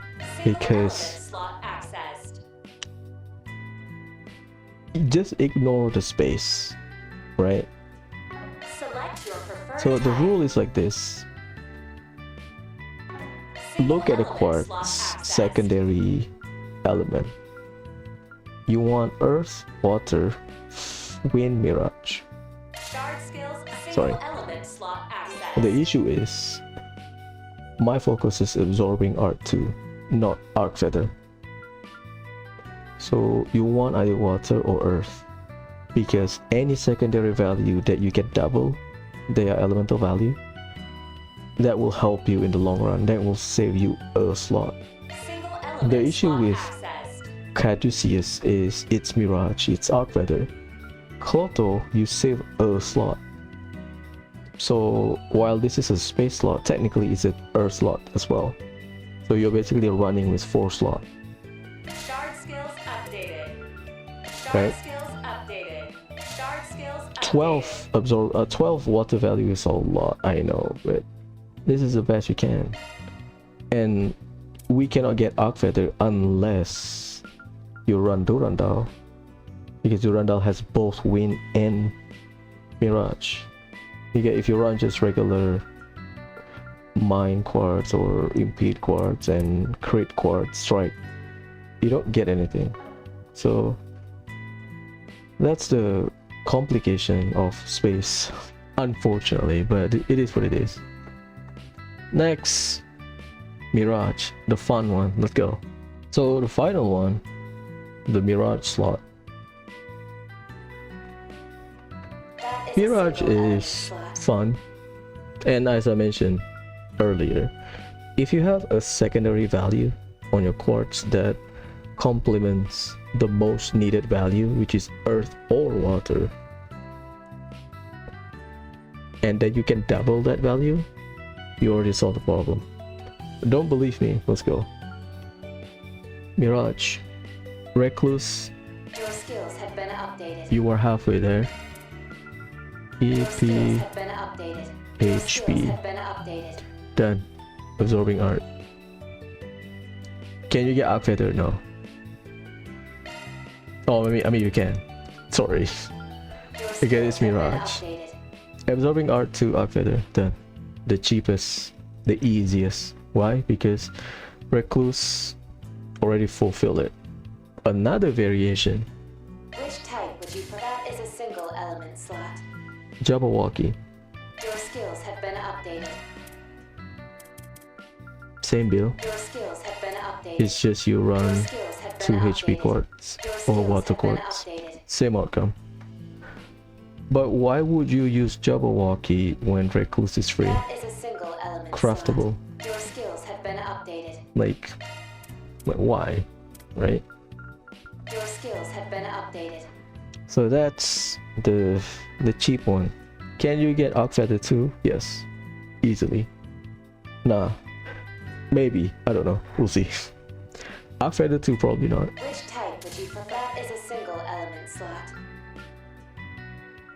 Can I do Rundle here? Your skills have been updated. Yes, you can. I'll take it back. Your skills have been Easily. updated. Your skills have been updated. Your skills have been updated. So there you go. The easiest slot, Mirage.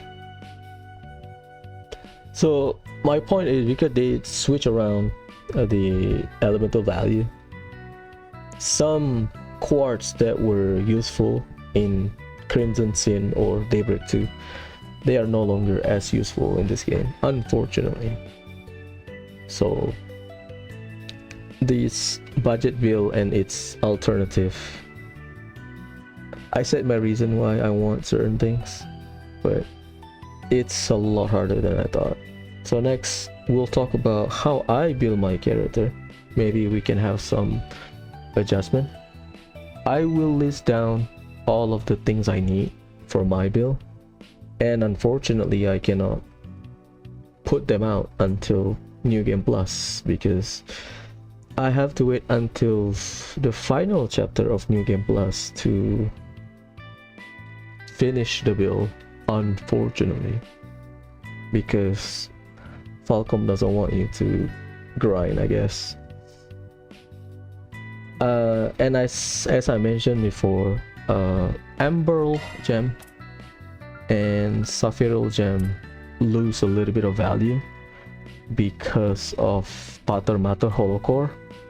Like max HP, extra max HP, extra defense, really good on anyone. But the issue is you have a clear-cut way of damage reduction that stacking a little bit of stats doesn't make sense, unfortunately. So I will not be using it.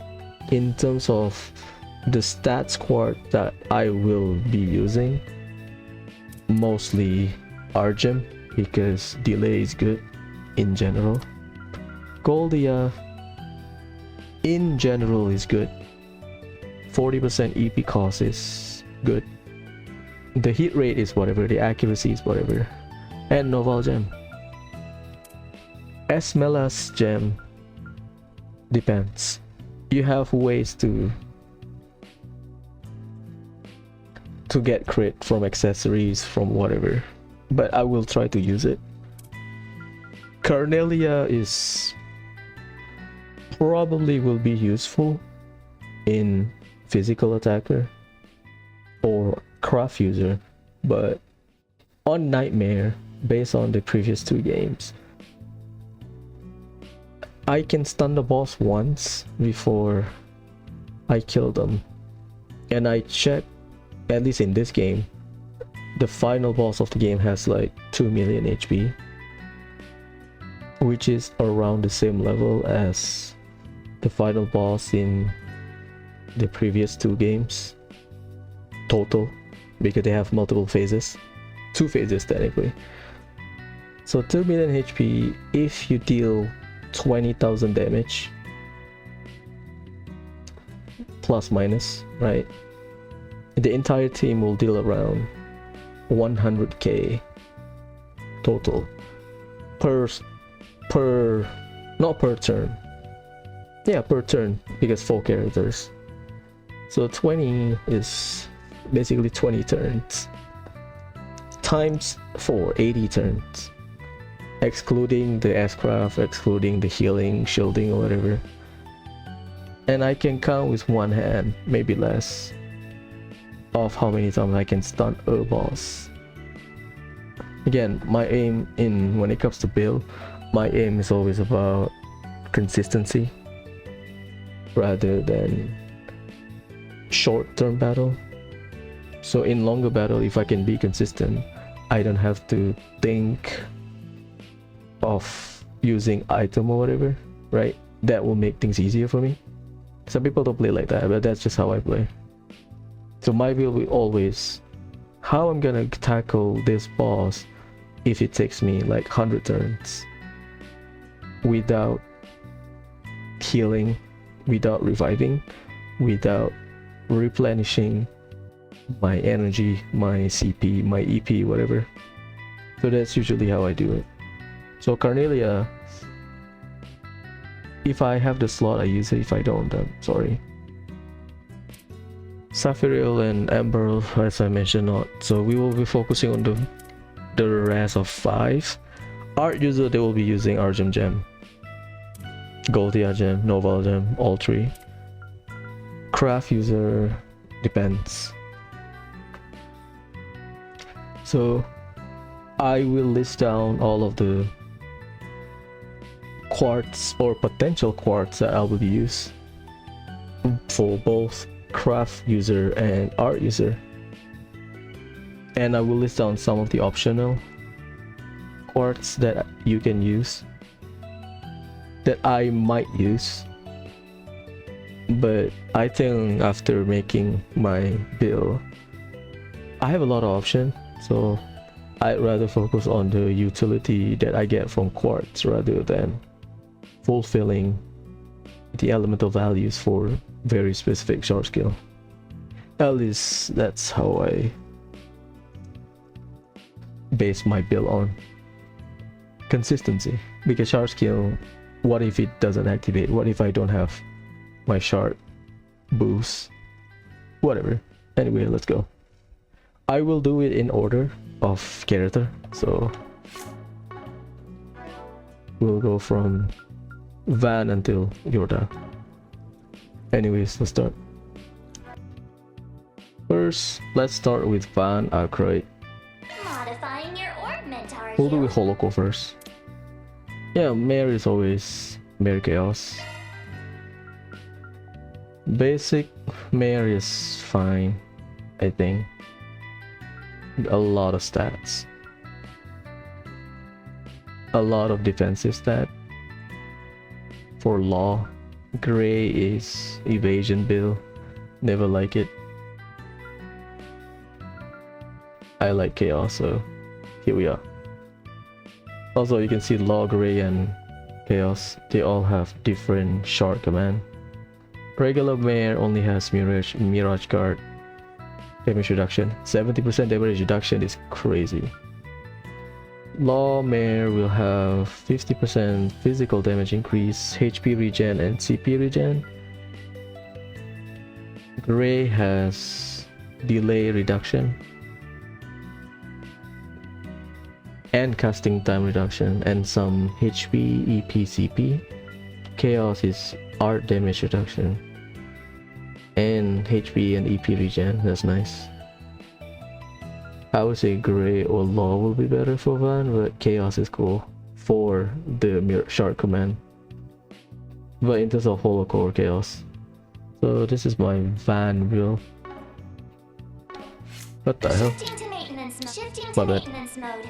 So this is roughly how it will, how it looks. I miss some quartz. I don't use stats quartz. I use Carnelia, Esmelas, Noval, and Argem. I don't use Goldia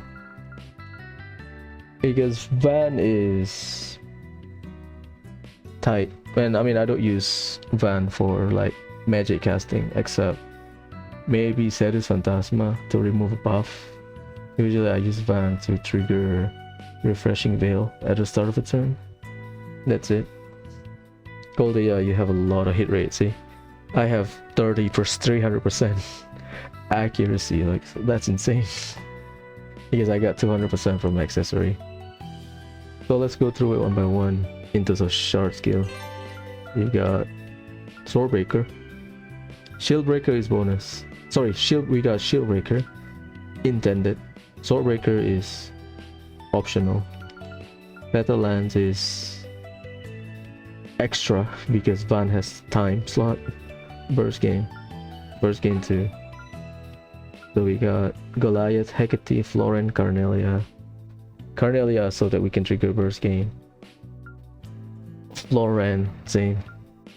So Hecate and Goliath will fulfill the condition straight away. So we sort of got all the shard skill we need for weapon line. Shield line. Auto Impassion Guard. Revenging Arrow, easy. And Guardian. Why Guardian? Because Van has time slot here. And time slot with Gungnir, you have earth value, so you need earth, you need earth for Guardian Shield. Oh sorry, what is it called? Guardian. I keep calling it Covering Shield. And Durandal, as always, magic. Durandal fills a lot of hope and dreams. Smile is good. Kusanagi is good. Drive line is leftovers. Extra line. No Heavenly Fortune, unfortunately. But I guess Van is our protagonist. You will be using him. So I decided to change the build and use Scrum Boost. Also, Scrum Boost complements his elemental value because he has Earth slot here. And you need Earth value, so might as well play along. So we got Lake Breaker as always. Auto Forte, Auto Quake is good. Auto Crest is good. He gets all of the buff.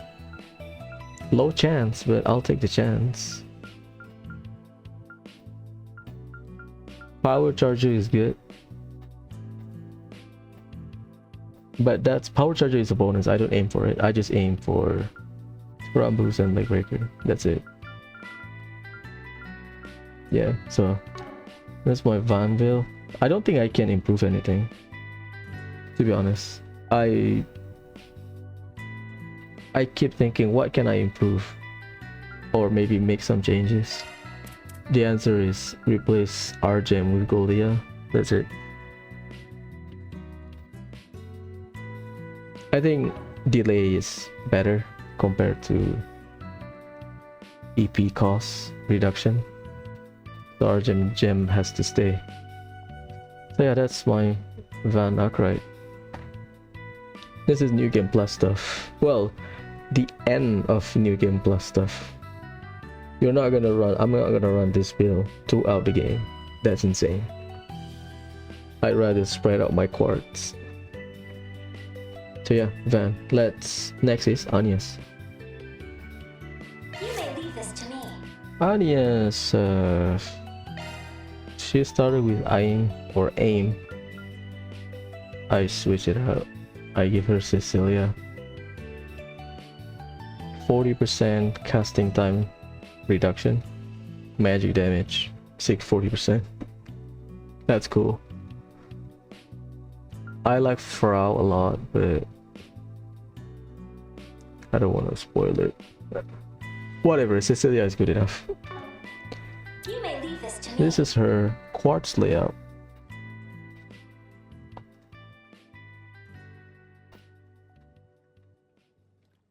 And as you can see, we got Seraphic Force because Agnes can revive the entire team. Guardian, Avenging Arrow is a bonus. Resist Mute, Resist Seal, should be fine. Auto Crest Guard is a bonus. That's just bulky.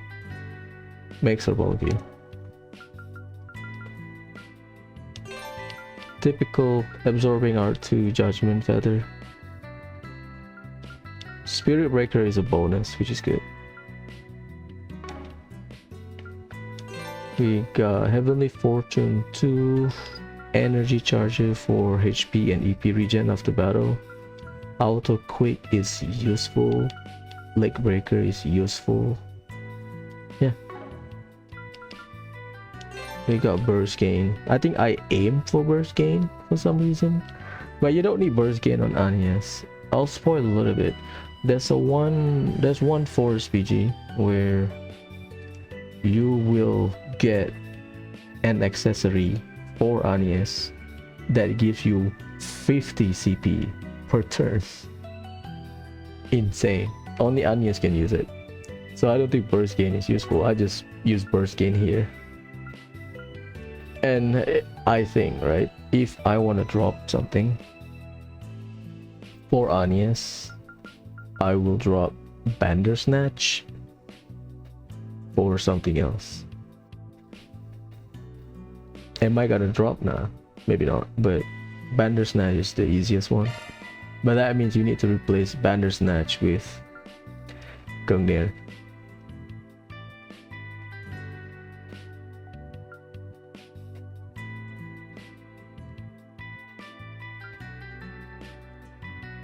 But I think Bandersnatch is fine.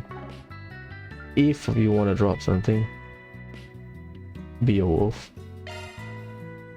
Be a wolf for Esmelas, just for the crit.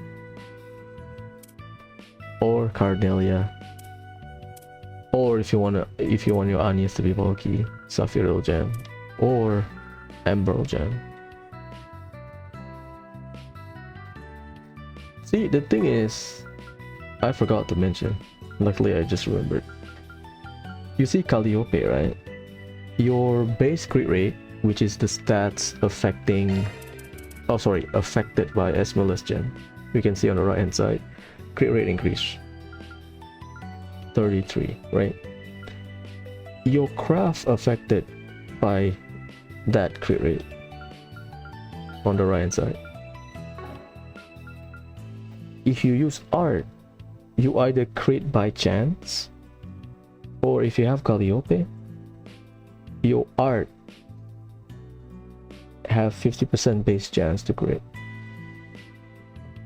So crit rate on art user not as important, because I remember making a bunch of tests in Daybreak 2 because I thought Calliope will stack. The answer is not. Calliope is just for art. Your regular crit rate is for craft. So yeah, if I have to drop, probably Beowulf. But I think Beowulf is fine. Not a lot you can do. So I will either use Carnelia or Esmelas on Agnes if I want to draw Beowulf. Other than that, man, everything's gonna line up perfectly. So yeah, that's Agnes. Next is Feri. Mints? For Feri, Looking to adjust your ordnance? my wish came true. I said I want a second Frau or Flauros, which is the name of a demon. A name of a demon, right? You got a second Frau. So Frau is basically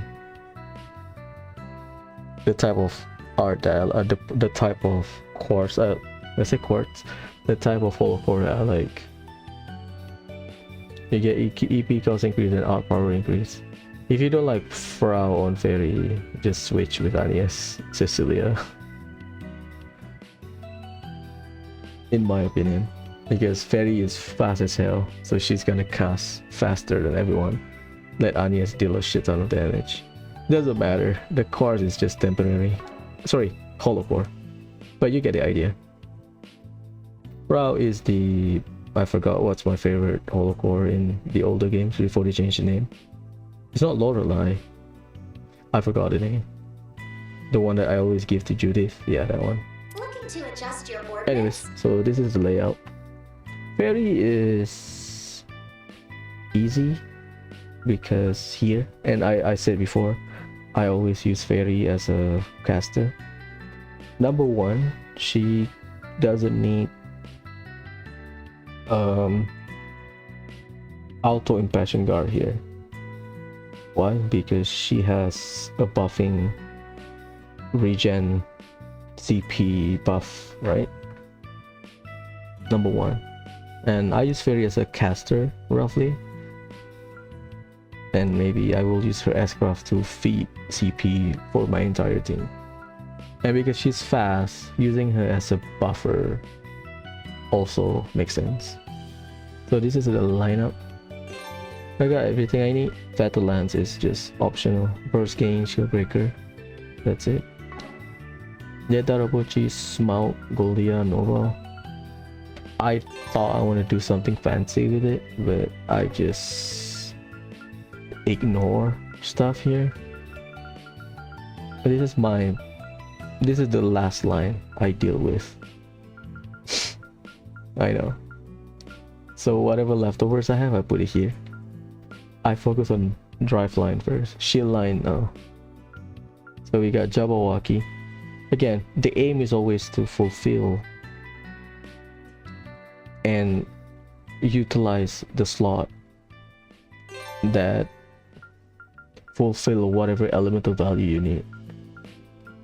Having Jabberwocky, That's a you single element slot. fulfill the 6 earth value needed, which is why I use it.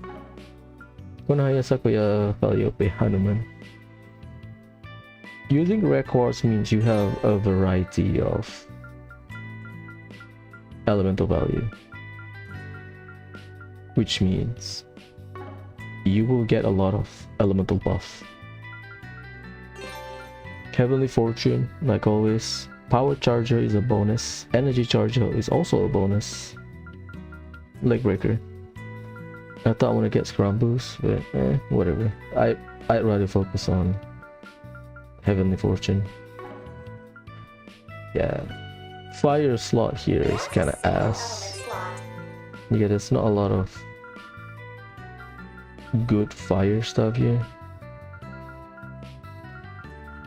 You get Powerful Start.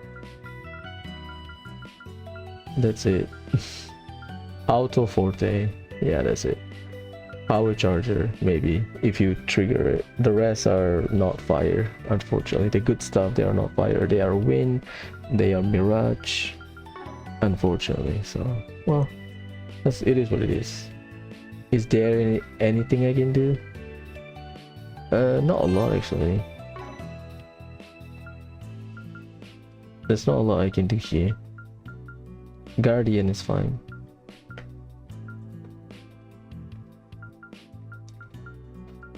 I thought I can get Auto Impassion Guard, but nah, I tried. No. Well, done with Feri. Next is Aaron. Aronway. Let's tune her up.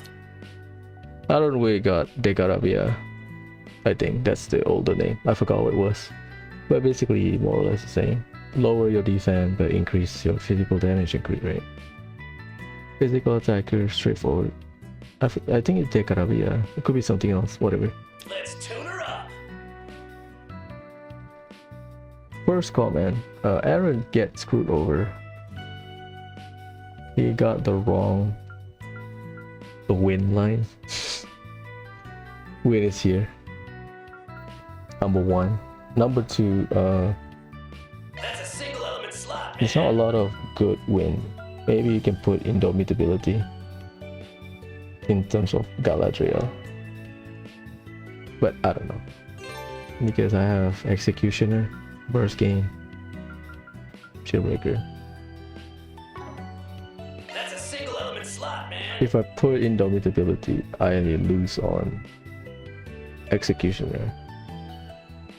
Why I use that? I don't know. That's a single element slot, man. Yeah, there's not a lot I can change. Because we have water here. So That's a single element slot, Indomitability man. is just too much water. Yeah, it's whatever. Carnelia, Galadriel, Goliath, Floren. Hey, at least I use Galadriel. Kusanagi, Durandal, Smaug, Novolgen. We got Avenging Arrow, perfect. Auto Impassion Guard, perfect. Auto Forte Guard, perfect. And then Resist Mute Seal. Auto Forte Guard is you get attack buff. Yeah. Basically. This is whatever. We have just Scrum Boost 2 because he has a win slot here. If you have a win slot in your extra line, super easy to That's a get single element slot, man. Scrum Boost 2. Power Charger is a bonus. Auto Forte, Auto Quick, Auto Crash bonus. Leg Breaker, the most important one. Yeah, at least I have Gala Trio, it's fine. That's a There's single not a lot element of slot, things man. I would change. Yeah.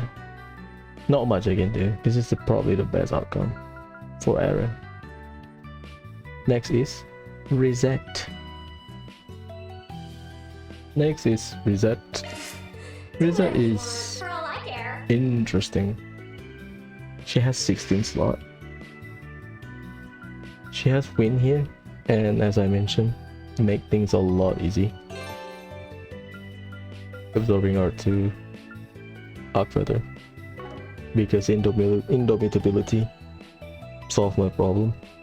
So we got Angsha here, Shield, Smoke, Astreus.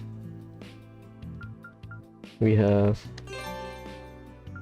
Avenging Arrow and Guardian. I don't get Impassion Guard, it's fine. She's a caster and is in my eye. Hanuman, Gungnir, Calliope, Argem Gem. This is whatever leftover I have verse game. Because I was focusing on Scrum Boost 2 and Heavenly Fortune 2. Right? Genius. I don't have Leg Breaker, unfortunately, which is fine. Because I want Scrum Boost 2 and Heavenly Fortune 2.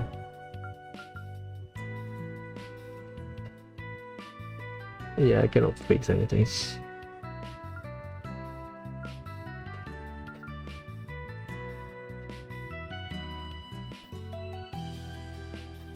Kinda tight, unfortunately.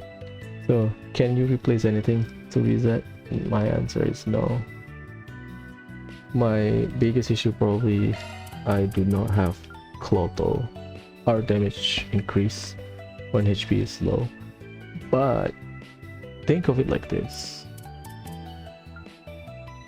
Konohana Sakuya will always activate because I don't think I will play the game with half HP. You want the heal. So I think Konohana Sakuya will activate more than Clotho. This is not Cold Steel era Erabonia game running around with 1 HP using Lost Art. No, unfortunately. So I think Konohana Sakuya should be enough to deal enough damage. Hollow Core, like always, Poco. Risette also has damage reduction. Shark Command, 70%. Poco is because she covers a lot of things. So I'm cool with that. Also, Poco makes her faster. 64% speed is just ridiculous. And oops, Do whatever we you have want, for Gungnir all I here care. so that she can have lower delay whenever she uses her craft, her shield craft. That's basically it. Quatre, let's go. Quatre, Switching to maintenance mode. fine. Hollow Core, I don't really use. I don't know if there's any other good Hollow Core because I primarily use him as a healer. But the healing craft is good in general. Yeah, there's not a lot of options to be honest. Switching to maintenance Quartz. mode. We got Fatal Lance, Burst Gain, Shield Buster. Good. Because he has Earth Value here. Fine. Right. The rest are bonus. Drive Line. Sorry. Shield Line. Avenging Arrow and Guardian. Auto Crest is really good. Makes him bulky. And Quatre is bulky for sure. He can recover his own CP, so as long as you give him Gladiator Belt or something, he can keep up with the CP requirement. Absorbing Arc Feather. I use Caduceus because he can heal. Angsha because shield. Indomitability to save my ass. Gungnir is for craft. Durandal saves the day again. Yeah, there's not a lot I can change here. Maybe like Hanuman or Beowulf. Maybe. Sounds ass. Probably not. I like Avenging Arrow.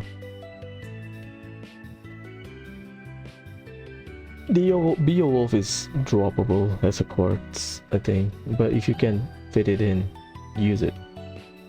So yeah, that's Quatre. We have Judith. Leave this in my charge. Judith has Sieging.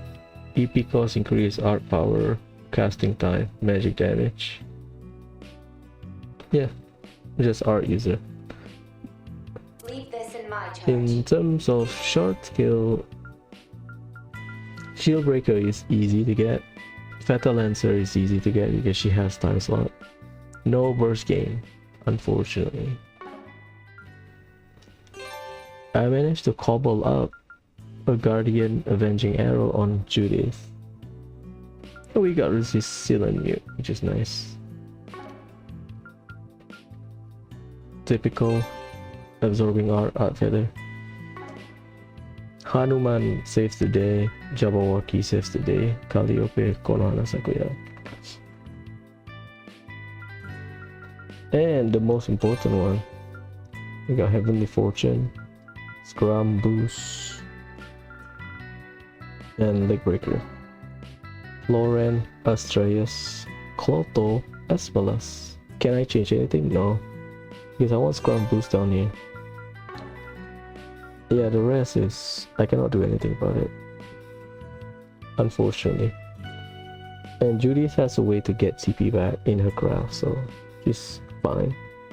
Next is Bergard. I'll work my magic.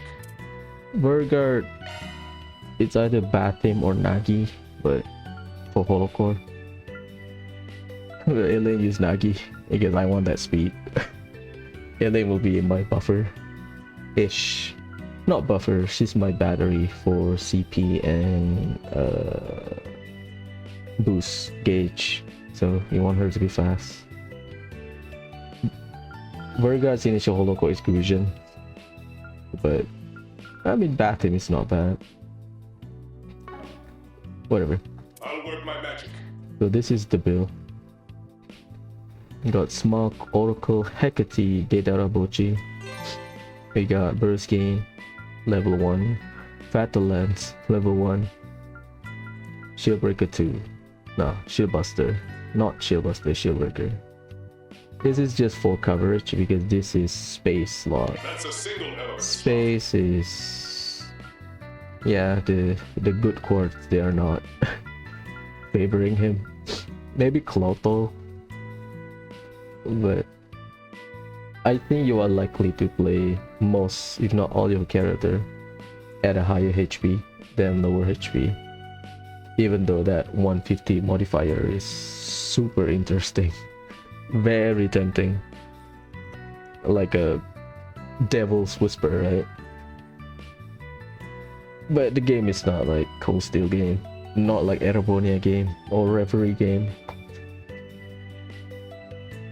Whatever, it's fine. This is good enough. Auto Impassion Guard, Avenging Arrow. That's it. No Guardian, but we get Auto Crest Guard. Because he has Goliath here, which is Earth slot. That's a single element. I have two options. Dedarabuchi or Goliath. I can use Hidden Vein, but again, I don't need more Zepis. I will gain Zepis anyway. unless I'm farming. But farming is not in-game build. Data Rabuchi has space value. Space doesn't do anything, so Goliath is probably the best option to slot there. Carnelia as well as Kusanagi just to round up Impassion. Auto Impassion Guard. Auto Crest Guard is useful. Makes him bulky, that's it. Because he has Earth slot, so you can put something there. But I cannot. Maybe I can.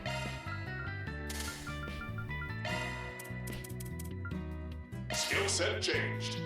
No, not enough. You need 6 Mirage. Not 5, because Prometheus has 5. Yeah, you have to. You need to get 6 Mirage somewhere. Prometheus has 7 and 5. Skill set changed. Because the most important one is Mirage, because you need 6 for Guardian. The Earth is whatever. Yeah, this one should be fine. This one Merge Air That's a because single element slot. Caduceus is better probably, but functionally I have to use item on him. He has to heal with item. Clotho is cool, but whatever. Match Air is the least offensive one because win value. And I managed to get Absorbing Art, Avenging Arc Feather, sorry. Absorbing Art Feather. Bergard has decent stats spread. I think you can say that about almost everyone from Dominion or ex-Dominion, because Celis has decent art strength value, because among the lowest, someone like Rean. Leave the adjustments to me. This is a naked Rean, no stats, right? Only weapon. He has 662. Shifting to maintenance Van mode. 619. This is nothing. Rufus, balanced character, physical or magic, 718. You may leave this to me. Kevin, primarily magic, but 765 is because weapon generally gives you more strength than our strength. Do whatever you want. Switching to make. Leave this in. Switch. I'll work, Leave this in my. I think I'll work my 700 magic. is a good number. Risette is 680. What's Feri? Looking to adjust your ordnance? Select a type. 646. See, Feri is low, but Feri's role is to I'll buff work my first. magic. So because Bergard has decent art strength value, absorbing art activator whenever he's not doing his thing should be useful. You will see sort of same build with, I think, Celis, or maybe not. I changed my Celis build. We'll see. And then for extra line, leg breaker. Power charger is because I want to slot in Prometheus. That's it. I cannot get Heavenly Fortune because I have to put water somewhere. And removing water here means I have to remove Floran, which is fine. Again, Bergard is among the strongest physical attacker in the game, stats wise. So, not bad. Next is Elaine. Let me handle Here. this. Holocore Nagi. Because I want that speed. 64% speed will help her doing her role as a battery for a lot of things. Because in Daybreak 2 Crimson Sin, I use her as like secondary art user because her role is primarily to heal you, right? But because they introduced a new mechanic, so might as well play along with it. Let me handle This is a Quartz spread. Elaine is the most fun character to use. Oh, not use, sorry. The most easiest, the most fun, the most flexible character because of her elemental slot. Because you want wind value here, and you want mirage value here. So she fulfilled those roles. This is just extra, unnecessary but extra. If it's wind here, we might have That's a single element problem slot. because you are out. I mean, you can use as well as jam, but it's whatever. So let's look at Elaine. Probably the easiest build, I think. Executioner, because it's free. Field Breaker, Sword Breaker, because of the space value. So Goldia, Duranda, Beowulf, Dedarabuchi. Auto Impassion Guard. Guardian, Avenging Arrow, Seraphic Force. Getting all three, Auto Impassion Guard, Guardian, Avenging Arrow, while getting other skill or other short skill in different lines is a bit tricky, but some characters can pull it off. Most, well, not most, physical characters with time value, time slot in, not physical, craft user in their shield line, if they have time element, great. If they have earth element, great. There's a good chance you can pull it off. But again, prioritizing one line versus spreading out across 4 lines is a different conversation. But Elaine pulled it off perfectly. Kusanagi is whatever. That's a You single only hope element it's slot. Hanuman or Kusanagi. If you put Hanuman there, it's fine. If you put Hanuman there, you don't need Gungnir. You can put something else, because you double your time value. But I need Hanuman here for multiple reasons. Arc Feather, Absorbing Art.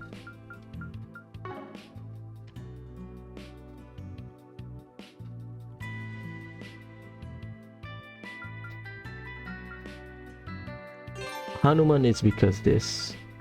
Where is it? Chrono Boost. Because I want to get that time value. Time elemental boost whenever you cast your art. Which is why Kusanagi is here. Because I can drop Gungnir somewhere and slot Hanuman here in the shield line. But hey, my approach is about balancing. How to get everything while spreading out everything. Jabberwocky GOAT for art user with Mirage slot in their That's a single drive element slot. line, because you save up 1 slot for Earth. Because you can see here you need 6 Earth value for absorbing art too. Jabberwocky has 3, but because it's Mirage elemental slot, you double it. Because if you look at previous characters, some of them struggle to get, you know, other stuff, because you have to sacrifice 1 slot for either Earth value or Wind value. But it's fine. And then bottom here we get the necessary stuff like Breaker. Energy Charger is a bonus. The most important one is Heavenly Fortune. Kinda slapdash solution, but it works. If her elemental slot is down here, then up here, it will be great. But because it's at her weapon line, not much you can do about it. So yeah, Elaine, more fun, very flexible in terms of build. I was surprised when I managed to fill up the requirement for Heavenly Fortune after using everything somewhere else. So yeah, that's Elaine. Next is Renne. For Renne, Understood. Providing support. we'll talk about the holocore. Patamator is goated. No stats buff except crit rate and some defensive buff. With physical damage, magical damage. So she doesn't get any offensive stats except crit rate. which is useless for art, but hey, whatever. However, the big value comes from Gordia's card. I already mentioned it. So what matter is once Renne join your team, I think chapter 1 or chapter 2, if you play on like the first run, if you play on higher difficulty, Matter will save your ass basically. Because the damage reduction allows you to be more reckless in your approach. So here we are. This is a build. Renne is, I would say, the first or second easiest character to build. Her elemental slot complements her role and also complements the placement. So building her is super easy. We got Shield Breaker. That's it. The one that I need, Shield Breaker. But because the placement is there, you get Swordbreaker as well. And you can use Caduceus because Renne can heal. So this is my throwaway line. All of the leftovers are here because my priority is this bottom 3. Renne, because she's art user, my approach is just get Guardian and Avenging Arrow. Easy to get. Novalgem, Goldia, Durandal, Clotho. This is what Elaine's drive line would be if I use Hanuman rather than Kusanagi. Oh, but you know, it's whatever. No, it's the same, my bad. What the hell? I use Hanuman here because I want to get Chrono Boost, but I mean, it's the same. Konohana, Sakuya, Jabawaki, Goat, Hanuman. And then we got the good stuff. And then down there, Ground Boost in general very good. Heavenly Fortune 2, Leg Breaker, Energy Charge is a bonus. Yeah, if Elaine has Mirage slot down there, even though it's 3 slots, she'll be fine. Because you can use Astreus. And again, down here in the extra line, you want Mirage value, you want time value. So one slot can fulfill a lot of things. One slot you get 2 short skill, and then you can spend the remaining 2 slot to get whatever short skill you need. So yeah, I would say among the easiest to build, very fun. But she just appeared here and there during the story. A bit unfortunate. Well, not as bad as some other characters, but you know, it's still Renne. Next is Agnes. Wait, next is Rean, my bad. I had to rearrange stuff, I forgot to save. Whatever, it's fine. So after Renne, it's Rean. Rean Schwarzer, Mr. Ashen Chevalier. Leave the adjustments to me. Holocore first. New Holocore, I believe. Well, new name. The effect is sort of similar. They just add that third line, which is the strength up and defense up. Here we have Holocore with S-Craft power and S-Craft delay reduction before. Yeah, Mr. Rinschwasser. That's his default Holocore as well. Leave the adjustments I to expect me. Valimar in this game, but what do I know? Anyways, Renne is fun to use, flexible even. Because it's 5 slot, you can do a lot of things. That is a single Okay, if you look element at some of the fire element, I don't use Mount for some reason. I had Beowulf, and I had Prometheus. Prometheus, you fulfill the role, you fulfill the value to use Guardian. So we'll go through one by one. Weapon line, Beowulf is fine. I just need Shieldbreaker, Burst Gain, Fatal Lance. That is a single element slot. I will lose Fatal Lance if I don't use Beowulf. I think I will use Smaug rather than Beowulf. But I think Rean is fine. I think either you cannot go wrong. If you don't, Fetaline is situational. I think like Shibreaker necessary, Burst Gain necessary. Fetaline is situational. It's fun to get, but not needed. That is a And single I think element slot. Smaug is better just to get CP. Skill set adjusted. Either way, not big of a deal. That is a single Let's just put element Smaug slot. for now. Minor adjustment. So we lose Fetalands, but we still gain everything. And we get Burst Gain too. Which is cool.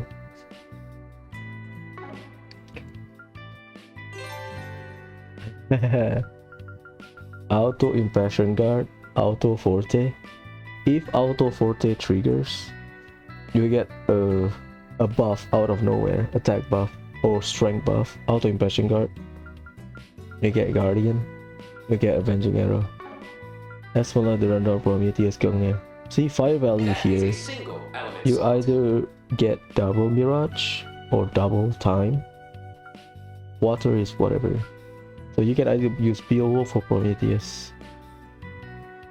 Because if you have time, that means you can try to get Avenging Arrow. Value wise. Right. But I think you want to fulfill Guardian. Why the hell do I have 16? Ah, because I need Wind. No, Durandal solve my problem. But I think this is excessive. 16 is a bit much, I think. I need Kusanagi down here. Yeah. Which is why Esmeralda gives you 8, Kusanagi gives you 6, Durandal gives you 4. But Kusanagi also gives you space. So you will lose Auto Forte. Oh my god, well, I guess that's why I use Kusanagi down there. Because I can switch Durandal with Kusanagi. Because if you look at the value here, see, excessive 16 is a bit much. But space values save you. Auto Forte. So this is my leftover stuff. Hecate, Novel Gem, Carnelia. I can just ignore Hecate, I think. I can use something else. I can use Goldia. But, you know, lower damage, it's fine. Then we have no Heavenly Fortune, because I want Scrum Boost. Power Charger is bonus. Leg Breaker, Leg Buster, because he has time value, time slot on you. So getting Leg Breaker upgraded to Leg Buster is super easy. This too surprises me, which is why I think I make that last minute adjustment. Auto Forte and Auto Quick. So you have two ways of, how do I say this? Passive buffing yourself. If you trigger Auto Impassion Guard, you get your CP, right? If you trigger Auto Forte, you get your strength buff. And then at the start of your turn, if you trigger Auto Forte or Auto Guard, you get another attack buff, another speed buff, another defense buff or resistance. So this build works out better than I thought now that I am reviewing it. So yeah, I don't think Rean will have any issues with CP because we have Smaug right here. Smaug here, Burst Gain 2, Auto Impassion Guard, so you can just wreak havoc and destroy everything with S-Craft. Rean is fun to use. If you like Shizuna playstyle on the field, you will like Rean. I mean, we all use Rean.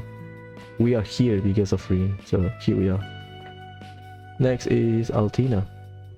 I had to rearrange, I forgot. I forgot to save. Next is Altina, right? Altina or Ryan? Let's go. Shifting to maintenance mode. mode. Same, I think. That's her initial holocore, I believe. I mean, she's fine. She works as a magic user. The regen is nice. 20%. The EP cost reduction, nice. No buffing though. Shifting to maintenance mode. So Altina is an art user. I think my only complaint about Altina is this water slot here. She cannot revive. Whenever you have water slot there in your shield line, there's a good chance you will trigger Seraphic Force. Resist KO with 1 HP. That's good, but unless you can revive your entire team, like Agnes. Kinda but whatever. So this is my leftover slot. But I get Shield Breaker like always. Battle Lance. Which is why I use Clotho here. Here I have Auto Regen Guard. Basically you will recover HP when you guard, so you get free HP healing. Crest Guard, nah. Guardian Avenging Arrow, because she's mostly casting art.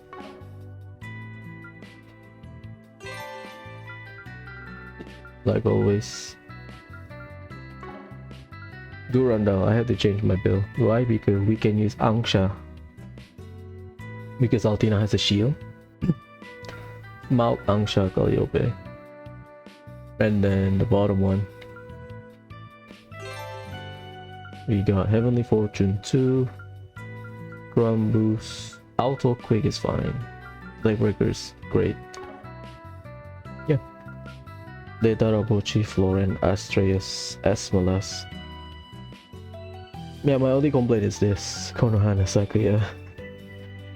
I wish you can switch it. So Mirage here, water here. Yeah, that would be nice. Because if you have Mirage here, that means among the Mirage Quartz, you can use Jabberwocky there as an extra. I probably have to drop Clotho. Put Jabberwocky there. Because if that is double, you get 10 Mirage, 6 Earth, and Guardian unit 6. 10 Mirage, 6 Earth, and you can get at least Guardian. But you know, whatever, this is not bad. But yeah, I don't think, maybe I can use Beowulf if I need it. But the thing is, I think in most battle, you will, at least for boss battle, you want to start with someone casting Refreshing Veil, so you get debuff immunity, and then after that you can start spawning Ascraft, so that the battery can keep casting and generating boost gauge, so that you can ZOC or whatever. But unnecessary. Maybe I will change. Again, this is my leftover lines for the Quartz. Shield Breaker is enough, I think. Because I want Shield Breaker, which is why I put Clotho, because Clotho has Earth value. But other than that, whatever. Let's tune her up. Next is Fee. Let's tune her up. I have to change, I think, because she has Alter Vine, I think.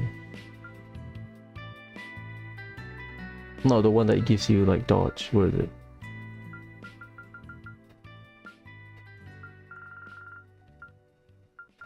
Whatever. The one that gives you dodge. But I just use Fusion. You know, just deal more damage. Really strong. So what happened is, if you build Crow as a physical attacker, you have 3 physical attacker and Altina as a magic attacker.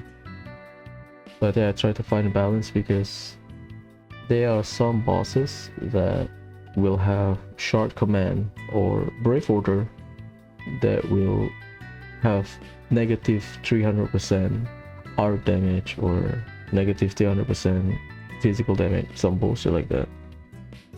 I mean, it's like one battle, one or two, not important, but I just like having balance. Let's tune her up. So let's look at her line. Win value here is great. Win slot. Win here is fine. The issue with win is you don't have a lot of option.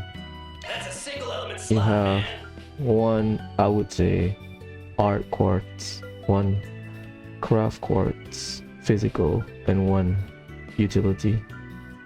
This is also utility. Wait, I don't really use Galadriel. The value is great, but maybe not. So here we are with indomitability. I don't even have burst in here. Why? I don't know. That's a single element slot, man. Yeah, but whatever. Smoke, indomitability, novel gem, Goliath. The fun part here, we got auto invasion guard, guardian, avenging arrow. Gungnir Beowulf Kusanagi Durandal. Durandal saves the day again, as always.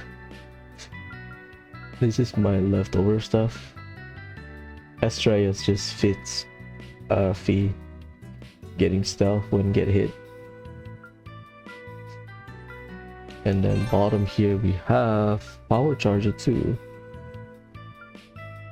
Scram Boost, Auto Forte, Auto Quick, Lake Breaker.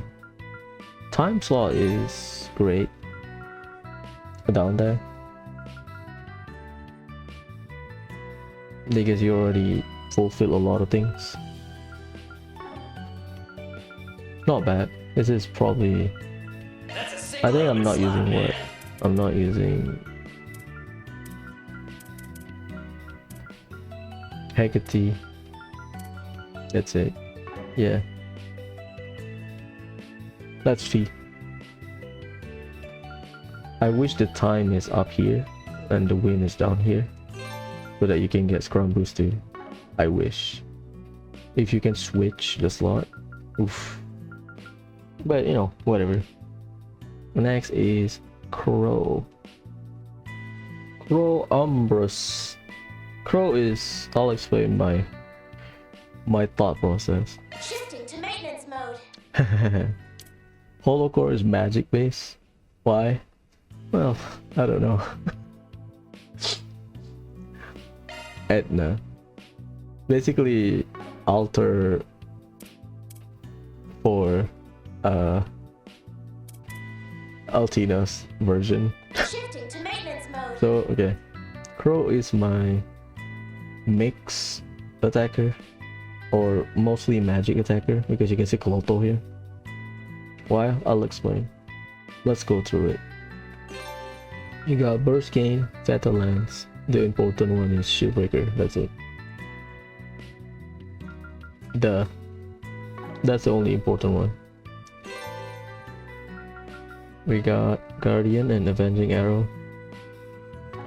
Can you get Auto Impassion Guard from 3 lines? Yes.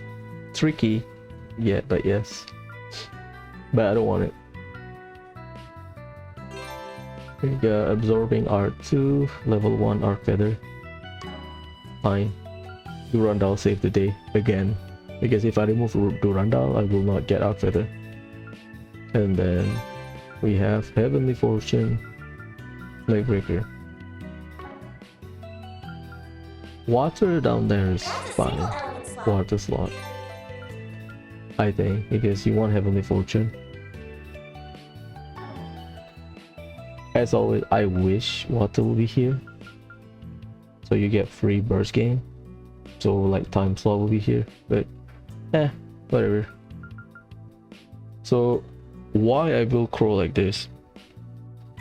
Again, my character naked without Quartz, they already have their upgraded Onyx steel weapon. They have the best armor, the best boots. Accessory, I just give them the crest set. I haven't done anything else. The white crow. Pick a type. Look at his art strength. 700. I know his strength is 680. Sorry, 806.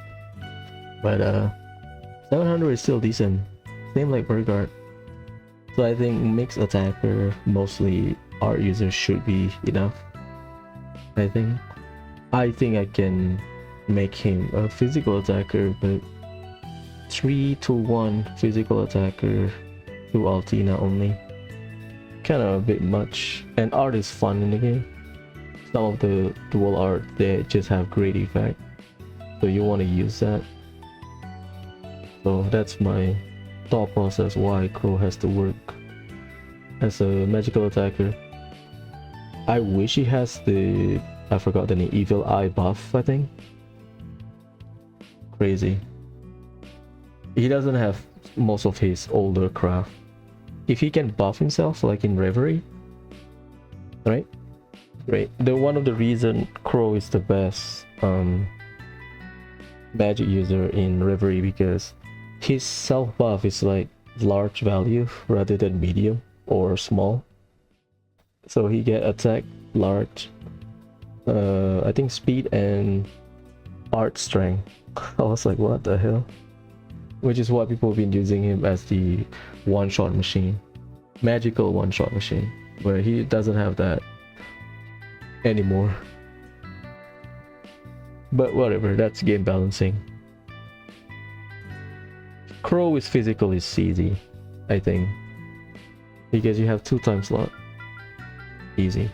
That's a single element slot. Lauren down there. That's a single element slot. Let's try to do it on the spot. I don't plan this, but Gungnir, because you want to spam his battery boost Quartz, battery boost craft. Skills mod. That's a single And you element can use slot. Bandersnatch, Haggerty, Bandersnatch. Skills modified. Over there you can use Smoke. You get burst gain already. Skills modified. Physical, right? So you get Goliath there.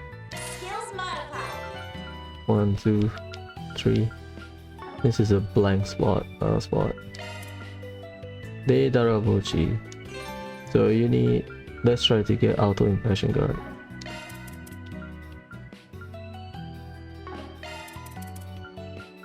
As soon as. Skills modified. I mean, you can. It's that easy thing. Skills modified. Skills modified. Prometheus, or if you want to use Carnelia, you can. You can use Durandal here. Getting auto impression guard and guardian difficult. You can, but complicated. I don't want to go that route. It will take me a while. What else do I need? De Daraboshi. Skills modified. No, that's Earth already. De Daraboshi can be down here. Skills De modified. Daraboshi.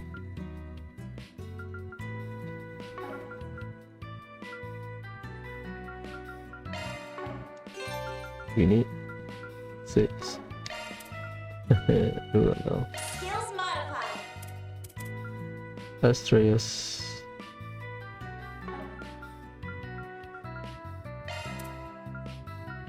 I am going through the quartz. Hecate is cool. Goldion, old gem. Do I get anything?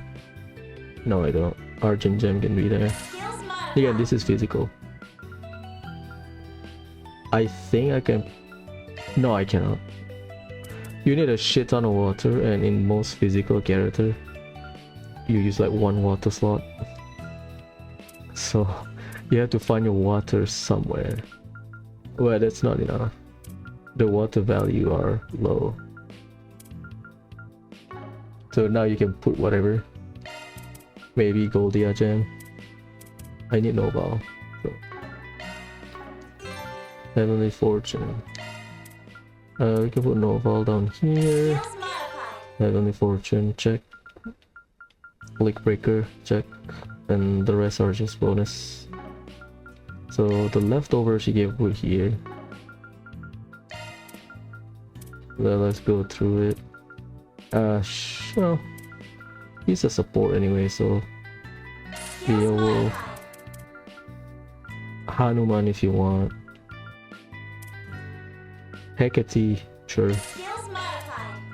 Astreus, sure. Skills modified. That's probably a layout for physical crow, I guess. Roughly. Because the important part is auto impassion guard here. Like the rest are just bonus. Just oh yeah, shield breaker, that's it. Well, that's crow. Not how I would do it, but hey. Next is Mr. Kevin Graham. Next is Kevin.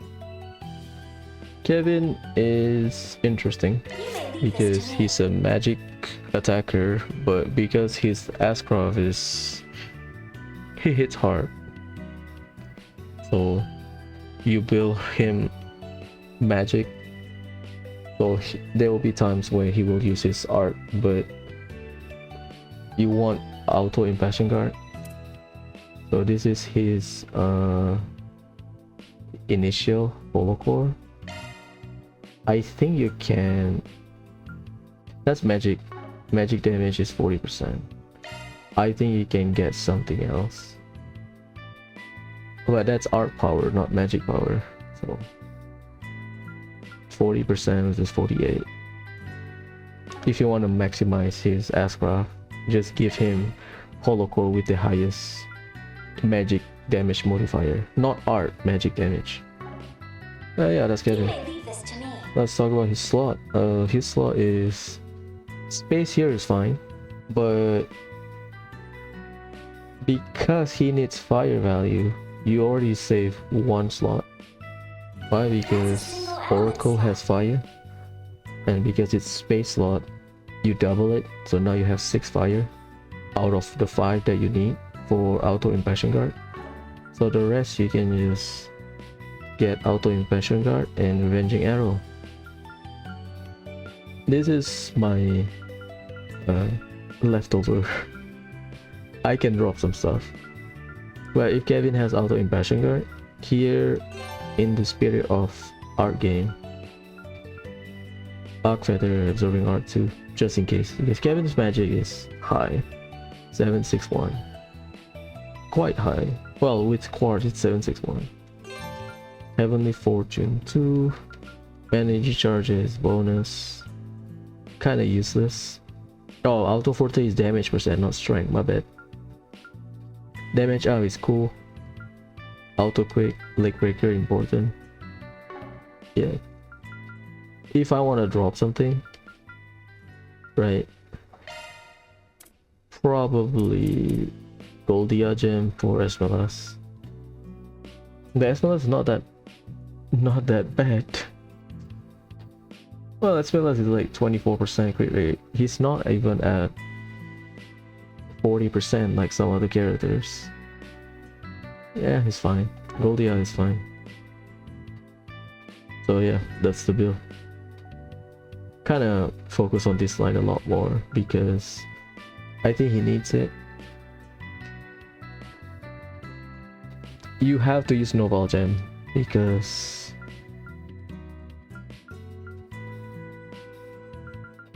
Hanuman has 5 time value. It's not enough for Revenging Arrow. Revenging Arrow unit 6. Avenging Arrow, sorry. So you have to use Noval Gem there. Kevin is easy to use, but Kevin is also a cover for one of the worst problem in his route. Like, he hits hard because he has stigma, blah blah blah. He's a Dominion, but his entire team is kinda not bad, just kinda eh. I thought I was the only one noticing it, but other players as well, they notice Kevin's route in terms of selectable character. They don't have the same overall coverage like other characters. Maybe because we don't have a shielder. You have Rufus, you have Swin, you have Nadia. You have two healers. You first, Rufus can heal, Nadia can heal. Swin is mostly physical attacker, Kevin is magical attacker. So what happens is you have to sacrifice someone to cast a shield for boss battle. Or you can just cheat and Pater Mater. But before you get Pater Mater, some of the bosses are annoying. And towards the end of the game, his route has some of the toughest boss. Not toughest, tougher boss that most people agree.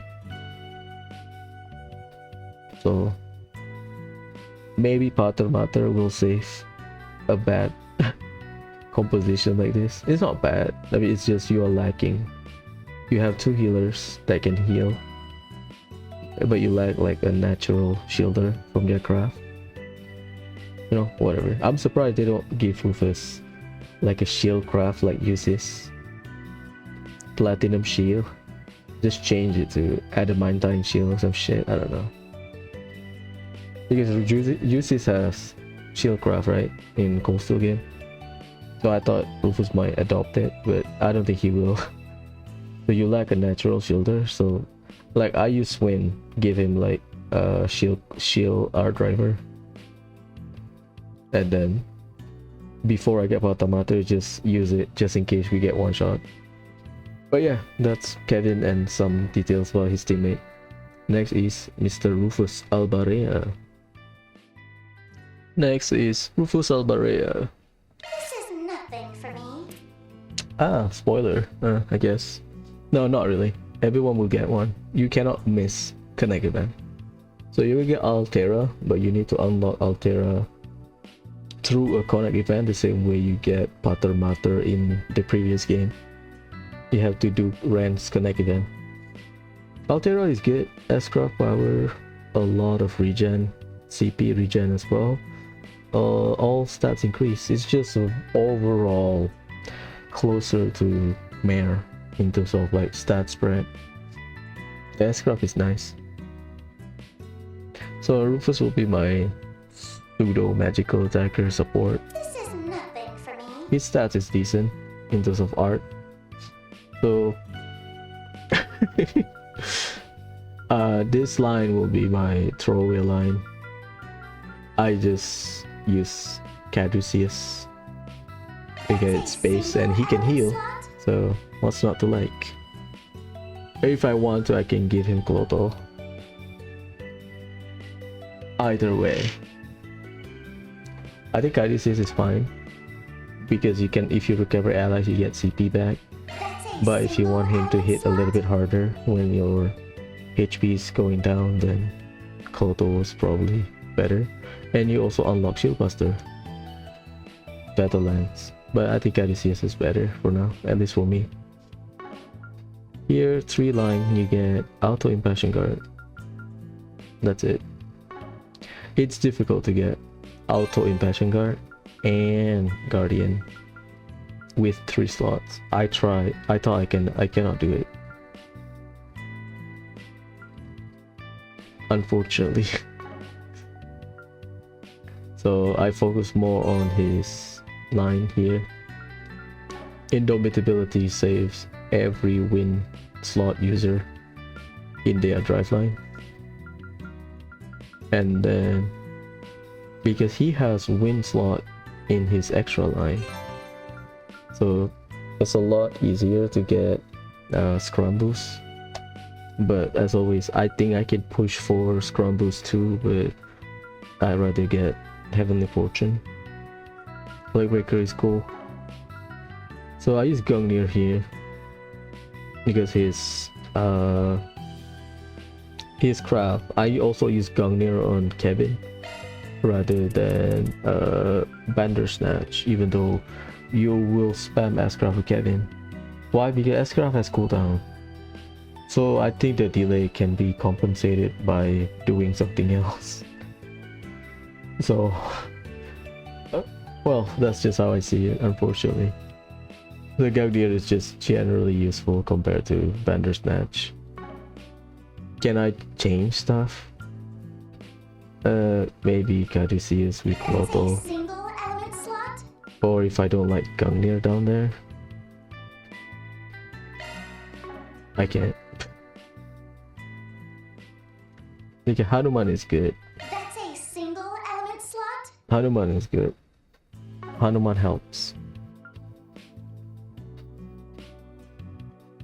I was aiming for Heavenly Fortune, which is why I have to use Astreus here, unfortunately. It's fine, whatever. This is the best I can do. Next is Swin. Next is Swin. Let me handle this. Swin use Nagi. Cool. The crit rate is fine. I like the speed. Let me handle this. That's it. So Swin is interesting because time slot in this line, great. Time slot down here, great. Oh, fine, not great. It's fine. Wind slot here is great. What's better? This to switch, I think. But that's fine. So we got burst gain only and shield breaker. That's it.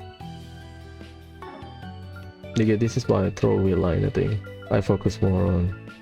Well, this is my throwaway line. My drive line, like always. But I just get sword breaker and then as I get shield breaker and then give up. Also burst gain. Swin, because Swin has a timeline here. Sorry, time slot in his shield line. You can get all three: auto impassion guard, guardian, avenging arrow. Interesting. This is the throwaway line, and for the bottom I aim for Heavenly Fortune and Leg Breaker. Win is I wish I can get Scrum Boost, but a lot of wins are needed here, unfortunately.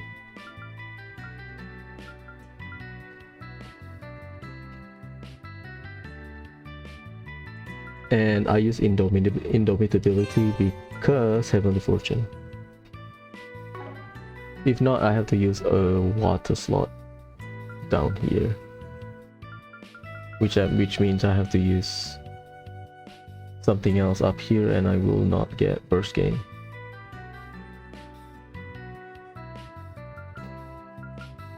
Well, I can, maybe. Let's see.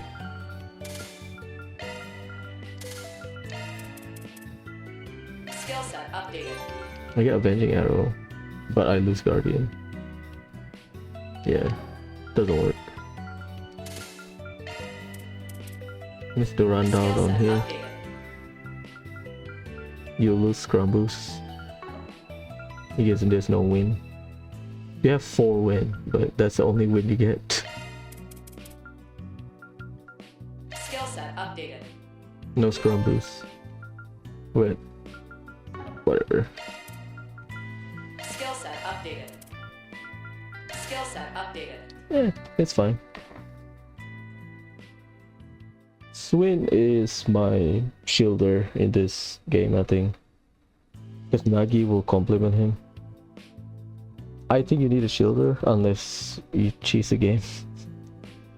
It gets a bit boring because even on Nightmare first playthrough, you can hit 3-digit damage with Matter short command activated, so you are not gonna be in trouble. But the issue is it's very cheesy, and I think Falcom will nerf it. They will nerf Matter next game. I can feel it. Maybe like 75% or 50%. 90% is a bit much. It's useful, but maybe. Whatever. We have Nadia next. Nadia. Activating maintenance mode. Holocore. She run. That's her initial holocore. Vocal is one of my favorite holocore. You get a shit ton of stats. That's it. Crit rate, speed 64. Oh my god. 10 movement. It's just a well-rounded holocore. Still my favorite since the first game.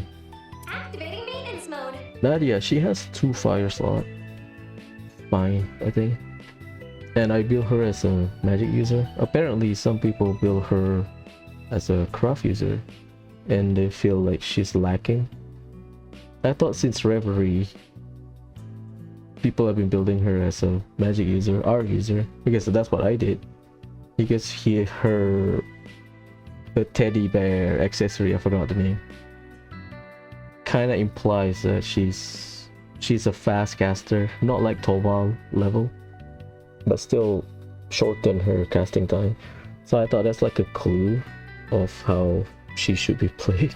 But apparently some people, they play her as a craft user, and then once they change to art they feel like, oh, she's better now.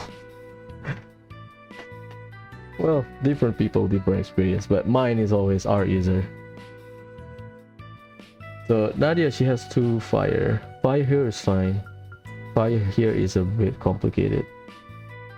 Water here is fine. I would switch water here, but well, whatever. So let's go through one by one. I get burst gain because it's fire. I do not get shield breaker at all. A bit complicated, unfortunately. Caduceus is here because I need it, because she can heal. She will be your healer for Kevin's route along with Rufus. But if you want to get shield breaker, you just use anything with earth. So you drop Caduceus for something else. Anything with earth value. I forgot which one. Jabberwocky, there you go. Not enough. EP3. There you go. But it's fine. The most important one is this. I just aim for Guardian and I just get Revenging Arrow. I don't think you need Auto Impassion Guard on her because you will get CP anyway from her being an art user. And she can heal, she can remove debuff. So if you have to heal every turn, something went wrong. At least that's how I see it. Art user, sorry, drive line, cannot get anything better than a single arc feather, tier 1, level 1 arc feather. Because fire slot here is complicated. Single element slot. Okay, if you look at fire quartz, you have smoke. Again, the rule is always try to compensate the value of earth, water, wind, mirage. So if you have something that can double those values, it will help you a lot. Beowulf is time, doesn't work. Prometheus, work, but you get Mirage, you focus on this rather than the highest value unit, which is water. So basically you drop Durandal for Prometheus here, and you have to use 2 water slot here, water quartz here. So I think Smile is the best option because Sorry. Smile gives you 3 water, so you double it, you get 6. That's halfway done because you need 12, right? And then you get your values from other parts. As always, Durandal will save you. Without Durandal, there's no arc feather. You only get absorbing art or cataract gain in the Japanese name. Durandal is the best. In terms of extra line, Scrum Boost is a bonus. I do aim for Scrum Boost. Heavenly Fortune is good. And Auto Quick is good. Leg Breaker will be good whenever she's using her craft. I aim for it. Sorry. That's a single element slot. Yeah, if I use Florin, not a lot I can get. Which is fine. It doesn't doesn't bring me anything. Not a lot I can do with this. Cannot change the fire value. Kinda difficult, I guess. That's just me. But yeah, but Nadia is still fine. So far, I don't think I have a lot of characters with Scrum Boost too. I guess Scrum Boost should be enough because you can move. This is not Cold Steel game where you are stuck in a formation. So, should be fine. Next we have Jin. Jin. I'll work my magic. Bat team is cool. Stun is fine. But the crit rate and physical damage, Chef Kiss. That's Hollow Core. I'll work my magic. Quartz. Jin is deceptively easy to build. Why? Because all of his elemental slot plays perfectly, in a sense, that can complement his skill set. Because you want some kind of earth up here, or time. Usually earth and time value, because you want shield breaker minimum. Earth value in shield line is always useful, and then water is fine, could be worse, but because water quartz has fire, space, and mirage. Fire and mirage are valuable lines that you can double up to get all of the good stuff in the extra line. So because Jin is physical, Floran is the best we got for water quartz. Let's go through one by one. You get sword breaker, shield breaker. Battle lance is cool, burst gain is cool. We got auto impassion guard, auto crest, just like Bergard. We got Guardian, Avenging Arrow. Nice. Again, Durandal will save the day. Yeah, Durandal has Swin value. You get win value. Smalt also pretty good because you need 5 fire value. Goliath is good because you double your time value into 6 from 3, and 6 is the time value needed to trigger Avenging Arrow. So this is pretty compact in terms of build. This is my leftover Carnelia because I don't have anything else to use.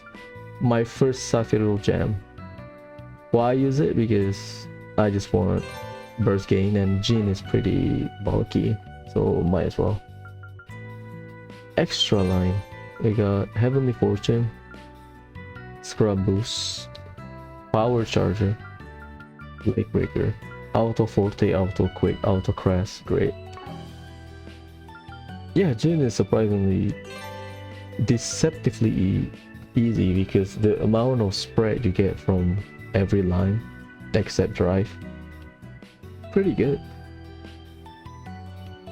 Water, in my opinion, is a waste if you have water slot in your extra line, because preferable slot you want is Wind, Mirage. That's it. Wind and Mirage. Time is fine because time has some good quartz elemental values. Fire is depends on the character build. Earth is good, I think. So yeah, water is fine. Could be worse, you know. So yeah, Jin. He has a lot of buff. He unlocks all of the buff. Guard his start, HP regen, insight, strength up, speed up, art strength up, stealth up. Yeah. Well, that's Jin for you. Our pseudo S rank, right? The next is Celis. Let's take a look. Celis is cool. Her appearance is limited, but she's fun to use for sure. At least for me. Ascra power strength art 24. Yakumo is sort of similar with Ryuki. You get escrow power. It's just that where's Rean? Yeah, escrow power, you get stats increase. It's just you have delay. So Yakumo just gives you extra escrow where you don't have the delay reduction. You just get stats. I mean, Yakumo is cool. Let's take a look. Quartz Celis is interesting. Fire slot here is complicated, at least for me. Fire slot here is good. Earth slot here is good. So let's go through one by one. Shield breaker, great. Too much time, I think. Too much time value. Too much fire value. Well, either way. We got Fatal Lance and Deadly Lance, so I think I'm good. Both debuffing. Fatal Lance burst game. Very slapdash auto impassion guard. Why? Because I was trying to get absorbing art. The only reason is because I tried to get absorbing art. Even with Quartz, Celis is closer to 700 stats, art strength stats. Maybe that's why I tried to use it. I don't know.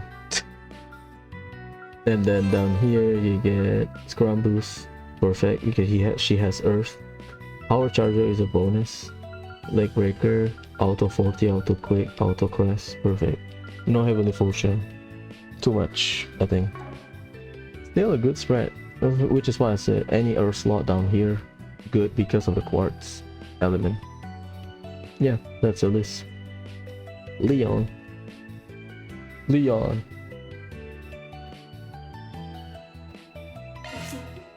in capable hands. Alto Fuyo. Wait, that's not his Quartz.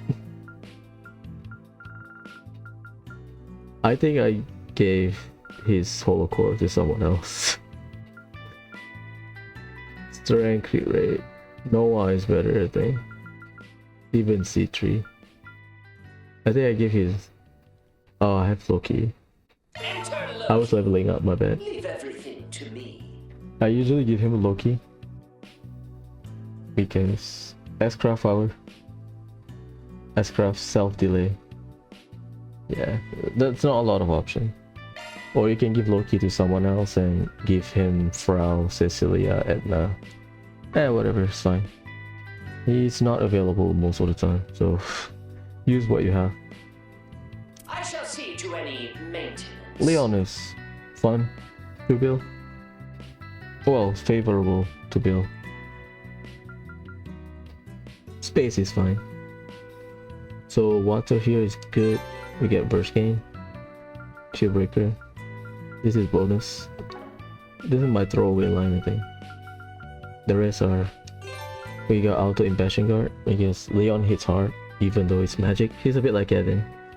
And then we try to get Guardian. Seraphic Force because it's this space slot. And then I try to get both Absorbing Art, Judgment Feather. And then down there, Heavenly Fortune, Auto Quick, Leg Breaker. Pretty tight considering the requirement, but I think Leon probably deceivingly quite easy to build, even though you have 3 slots down here. I use a lot of Gungnir. I don't use a lot of Bandersnatch unless I have like extra slot, because I think you will be playing a lot with your craft rather than S-Craft. Like the delay for S-Craft is cool, but you're not gonna get a lot of, because you have to wait 2 turns. You cannot double cast your S-Craft. You have to wait until your S-Craft, not S-Craft, until your boost has expired, so you can re-boost by using your S-Craft again. So, you know.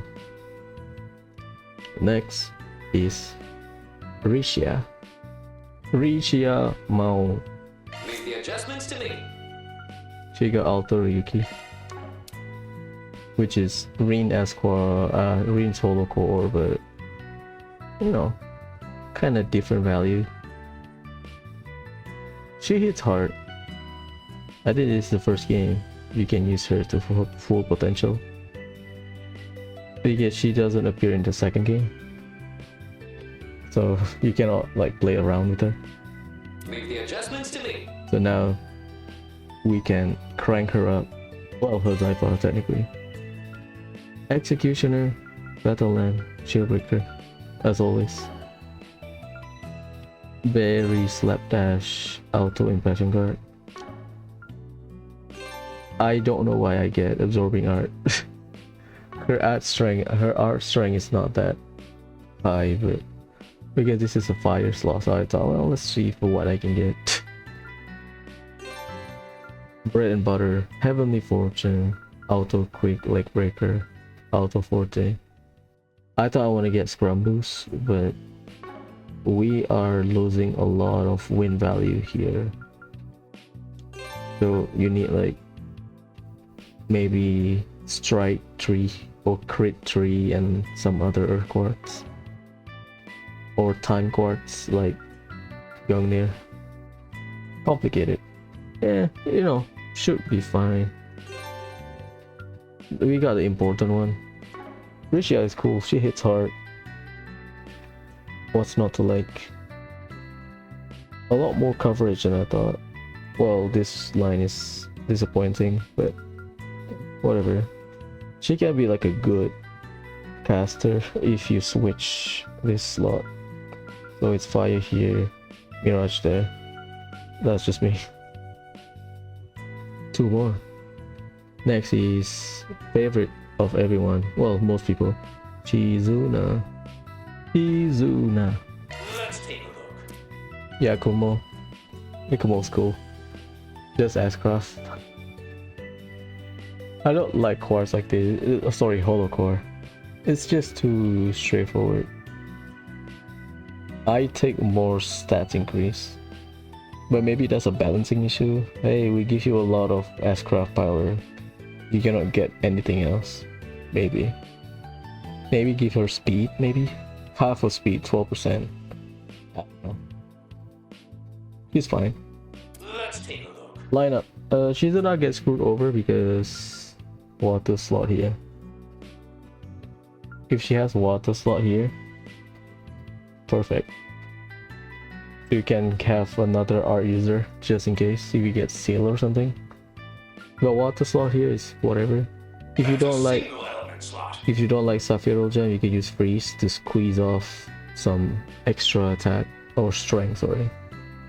But other than that, not much you can do. Let's look at her spread. We got the necessary one. Burst Gain, Shield Breaker, Fatal Lance. Very good, because again, anytime you get time slot here, there's a good chance you can trigger all three. Auto Impassion Guard, Guardian Avenging Arrow. This is my leftover line, as always. Heavenly Fortune, good. Scrum Boost, good. Power Charger, good. Auto Leg Breaker. Yeah, pretty much. Her water, if she has like double time slot rather than water, she will be perfect. Because That's a single element slot. if she has, this one is time, right? Hypothetically, you can easily get double fire here. You can get maybe Shield Buster rather than just Shield Breaker, because you double both Earth and Time, and for Shield Breaker you need both element. Space is whatever. So Vandal Slash and Gungnir will be in that slot, but water here is kinda ass. That's a single element slot. Water is cool. Like, I think you can use Konohana Sakuya, because Shizuna has magic craft, so you have like increase art damage. It's not art damage, it's magic damage. But you know, that's like one slot. It doesn't change your shard skill spread anyway. I wish she has time, but luckily she has 16 slots, so. And weapon line, at least in this game, probably the least priority, because shield line and drive line are the two most important priority, and then the second priority probably extra line, because there's a lot of utility down there. So shield line is the least priority, so this water slot doesn't ruin a lot of things. It's just we don't have a lot of option. The last character is Jorda. Jorda is interesting. Looking to adjust your ordnance? In previous game I said I need a second Frau holocore. I got my wish. Great. And she's not available until the finals. Well, she's playable, but she was a guest. I guess I spoil it. She's a guest first, and then she will join permanently. So when she was a guest, you cannot edit her Zypher. So you cannot use Alto Frau. You get it later once you join. Looking to adjust your Jorda ordnance? is good. Deceptively easy to build. This is my throwaway line. I build her the way I build Kevin, roughly. Time slot here is great. Time slot here is great. Fire is could be worse, which is great because she has magic Ascraft. She can heal, right? So she is a reliable healer, and she hits hard. I believe Jorda, Altina, Agnes, those three they have the highest art strength. I don't remember which one, but which makes sense. It makes sense that Jorda has high art strength value because she's from a royal family. Oliver has it, Muse has it, Chloe has it. Even though her royal family kind of cursed, but still. You can see 793. Insane. Altina, probably the special case. Agnes, we don't know what her deal is about. So this is my throwaway line. Auto Impassion Guard, just like Kevin. Guardian and Avenging Arrow, because time is nice, flexible. I try to get Absorbing Art, at least Arc Feather, and also I use Recluse here because I need Mirage somewhere. And Recluse and Indomitability, interesting. And then bottom, Heavenly Fortune. Power Charger is good. Energy Charger is good. Okay, Forte is universal, it's not strength, right? I keep forgetting. Art, Leg Breaker. Yeah. Jorda is fun to use. Knowing that she can heal just adds a lot more value. She's magic as well. So yeah, that's basically roughly how I build my character. Can I improve the build? Yes, probably, but if I notice something and make adjustment, maybe in future playthrough I will do it. I still need to grind the 9th domain in Garten to get all of this shit, because they don't allow you to grind in the first playthrough, just like Trails in the Sky remake. I don't know why they do that. Horrible. Just let us grind in the first game. I don't know why they do that. We can grind in the first playthrough since Cold Steel 2. Well, technically Cold Steel 2 it's RNG, you need to open chests, but you can grind there infinitely. In terms of like synthesizing rare quartz, we can start doing it since Cold Steel 3. Cold Steel 3 I start grinding at the museum. Cold Steel 4 Orchis Tower before the fight against McBurn. Reverie I do it endgame. Daybreak 1 you cannot grind. Daybreak 2 technically you can start grinding once floor 11 is unlocked in American Garten, but everything will be unlocked in terms of the blueprint post game. So in this game they don't let you. They give you the quartz. I mean, that's something, but they don't let you do it. It's the same thing, Trails in the Sky remake. I don't know why they do that. Maybe they want players to replay the game, which is fair, but that's a huge time sink. Whatever. So that's roughly how I build my character. It's a lot of yapping. Maybe I can improve my build. Maybe one day I will change my mind. Whatever, but it's a minor thing. At least for me, the game is not hard. I don't want to say master, but once I'm familiar with the system, Zypha system, which for me is interesting, I don't have any problem of mapping out the build. But apparently some people have problem. They are not used to the layout, they are not used to the core mechanic of the game. So I just, well, that's fair. Some people just don't pay attention, which is fine. It's just a game, not that serious. But I read some complaints on GameFAQs, on Reddit, on how build is a bit complicated, or some people are still playing with Cold Steel era mechanic, like dodge build or whatever. I ignore dodge build, never pay attention to it. Why? I don't know.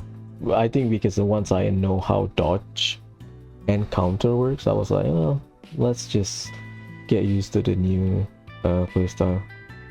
So far for 3 games straight, I got no problem in terms of the Zypha system. I like the system a lot. Maybe we need some balancing about the quartz. I hope we get more special quartz or rare quartz next game. Because the pattern is always similar. You get tier 1, tier 2, tier 3, and then the combination of both stats quartz, and then 2 tier of utility quartz, and then 2 synthesizable quartz at the shop, and 3 rare quartz. I hope they add more. Maybe more utility. Maybe they can add 1 more for every element. So Goliath, Angsha, Dedarabochi, and 1 more. Or they can do like a Lost Art Quartz or whatever. You need to grind a shit ton of stuff, but hey, this special quartz has 3 elements. That would be funny. Let's say you have one element each, so you get 1 copy of 1 new quartz for each element, but they have 3 elements. So Earth, they will have a new quartz, and that quartz has 3 elements. So Earth, Space, Fire. So when you plug in here, you get 3 value. But balancing will be a headache, I think. Like, how can we not screw over some of the skill combination, shard skill combination? Because some quartz are ass. Again, if the rule is like Cold Steel games where you can use Lost Art in elemental slot, then I would say some elements will get screwed over. So, and we have to consider the effect of the quartz. What if the quartz sucks, or what if the quartz is made for art user only? So now as a physical user like Shizuna, you cannot do anything about it. Something like that, I don't know. Anyways, thanks for watching. Bye.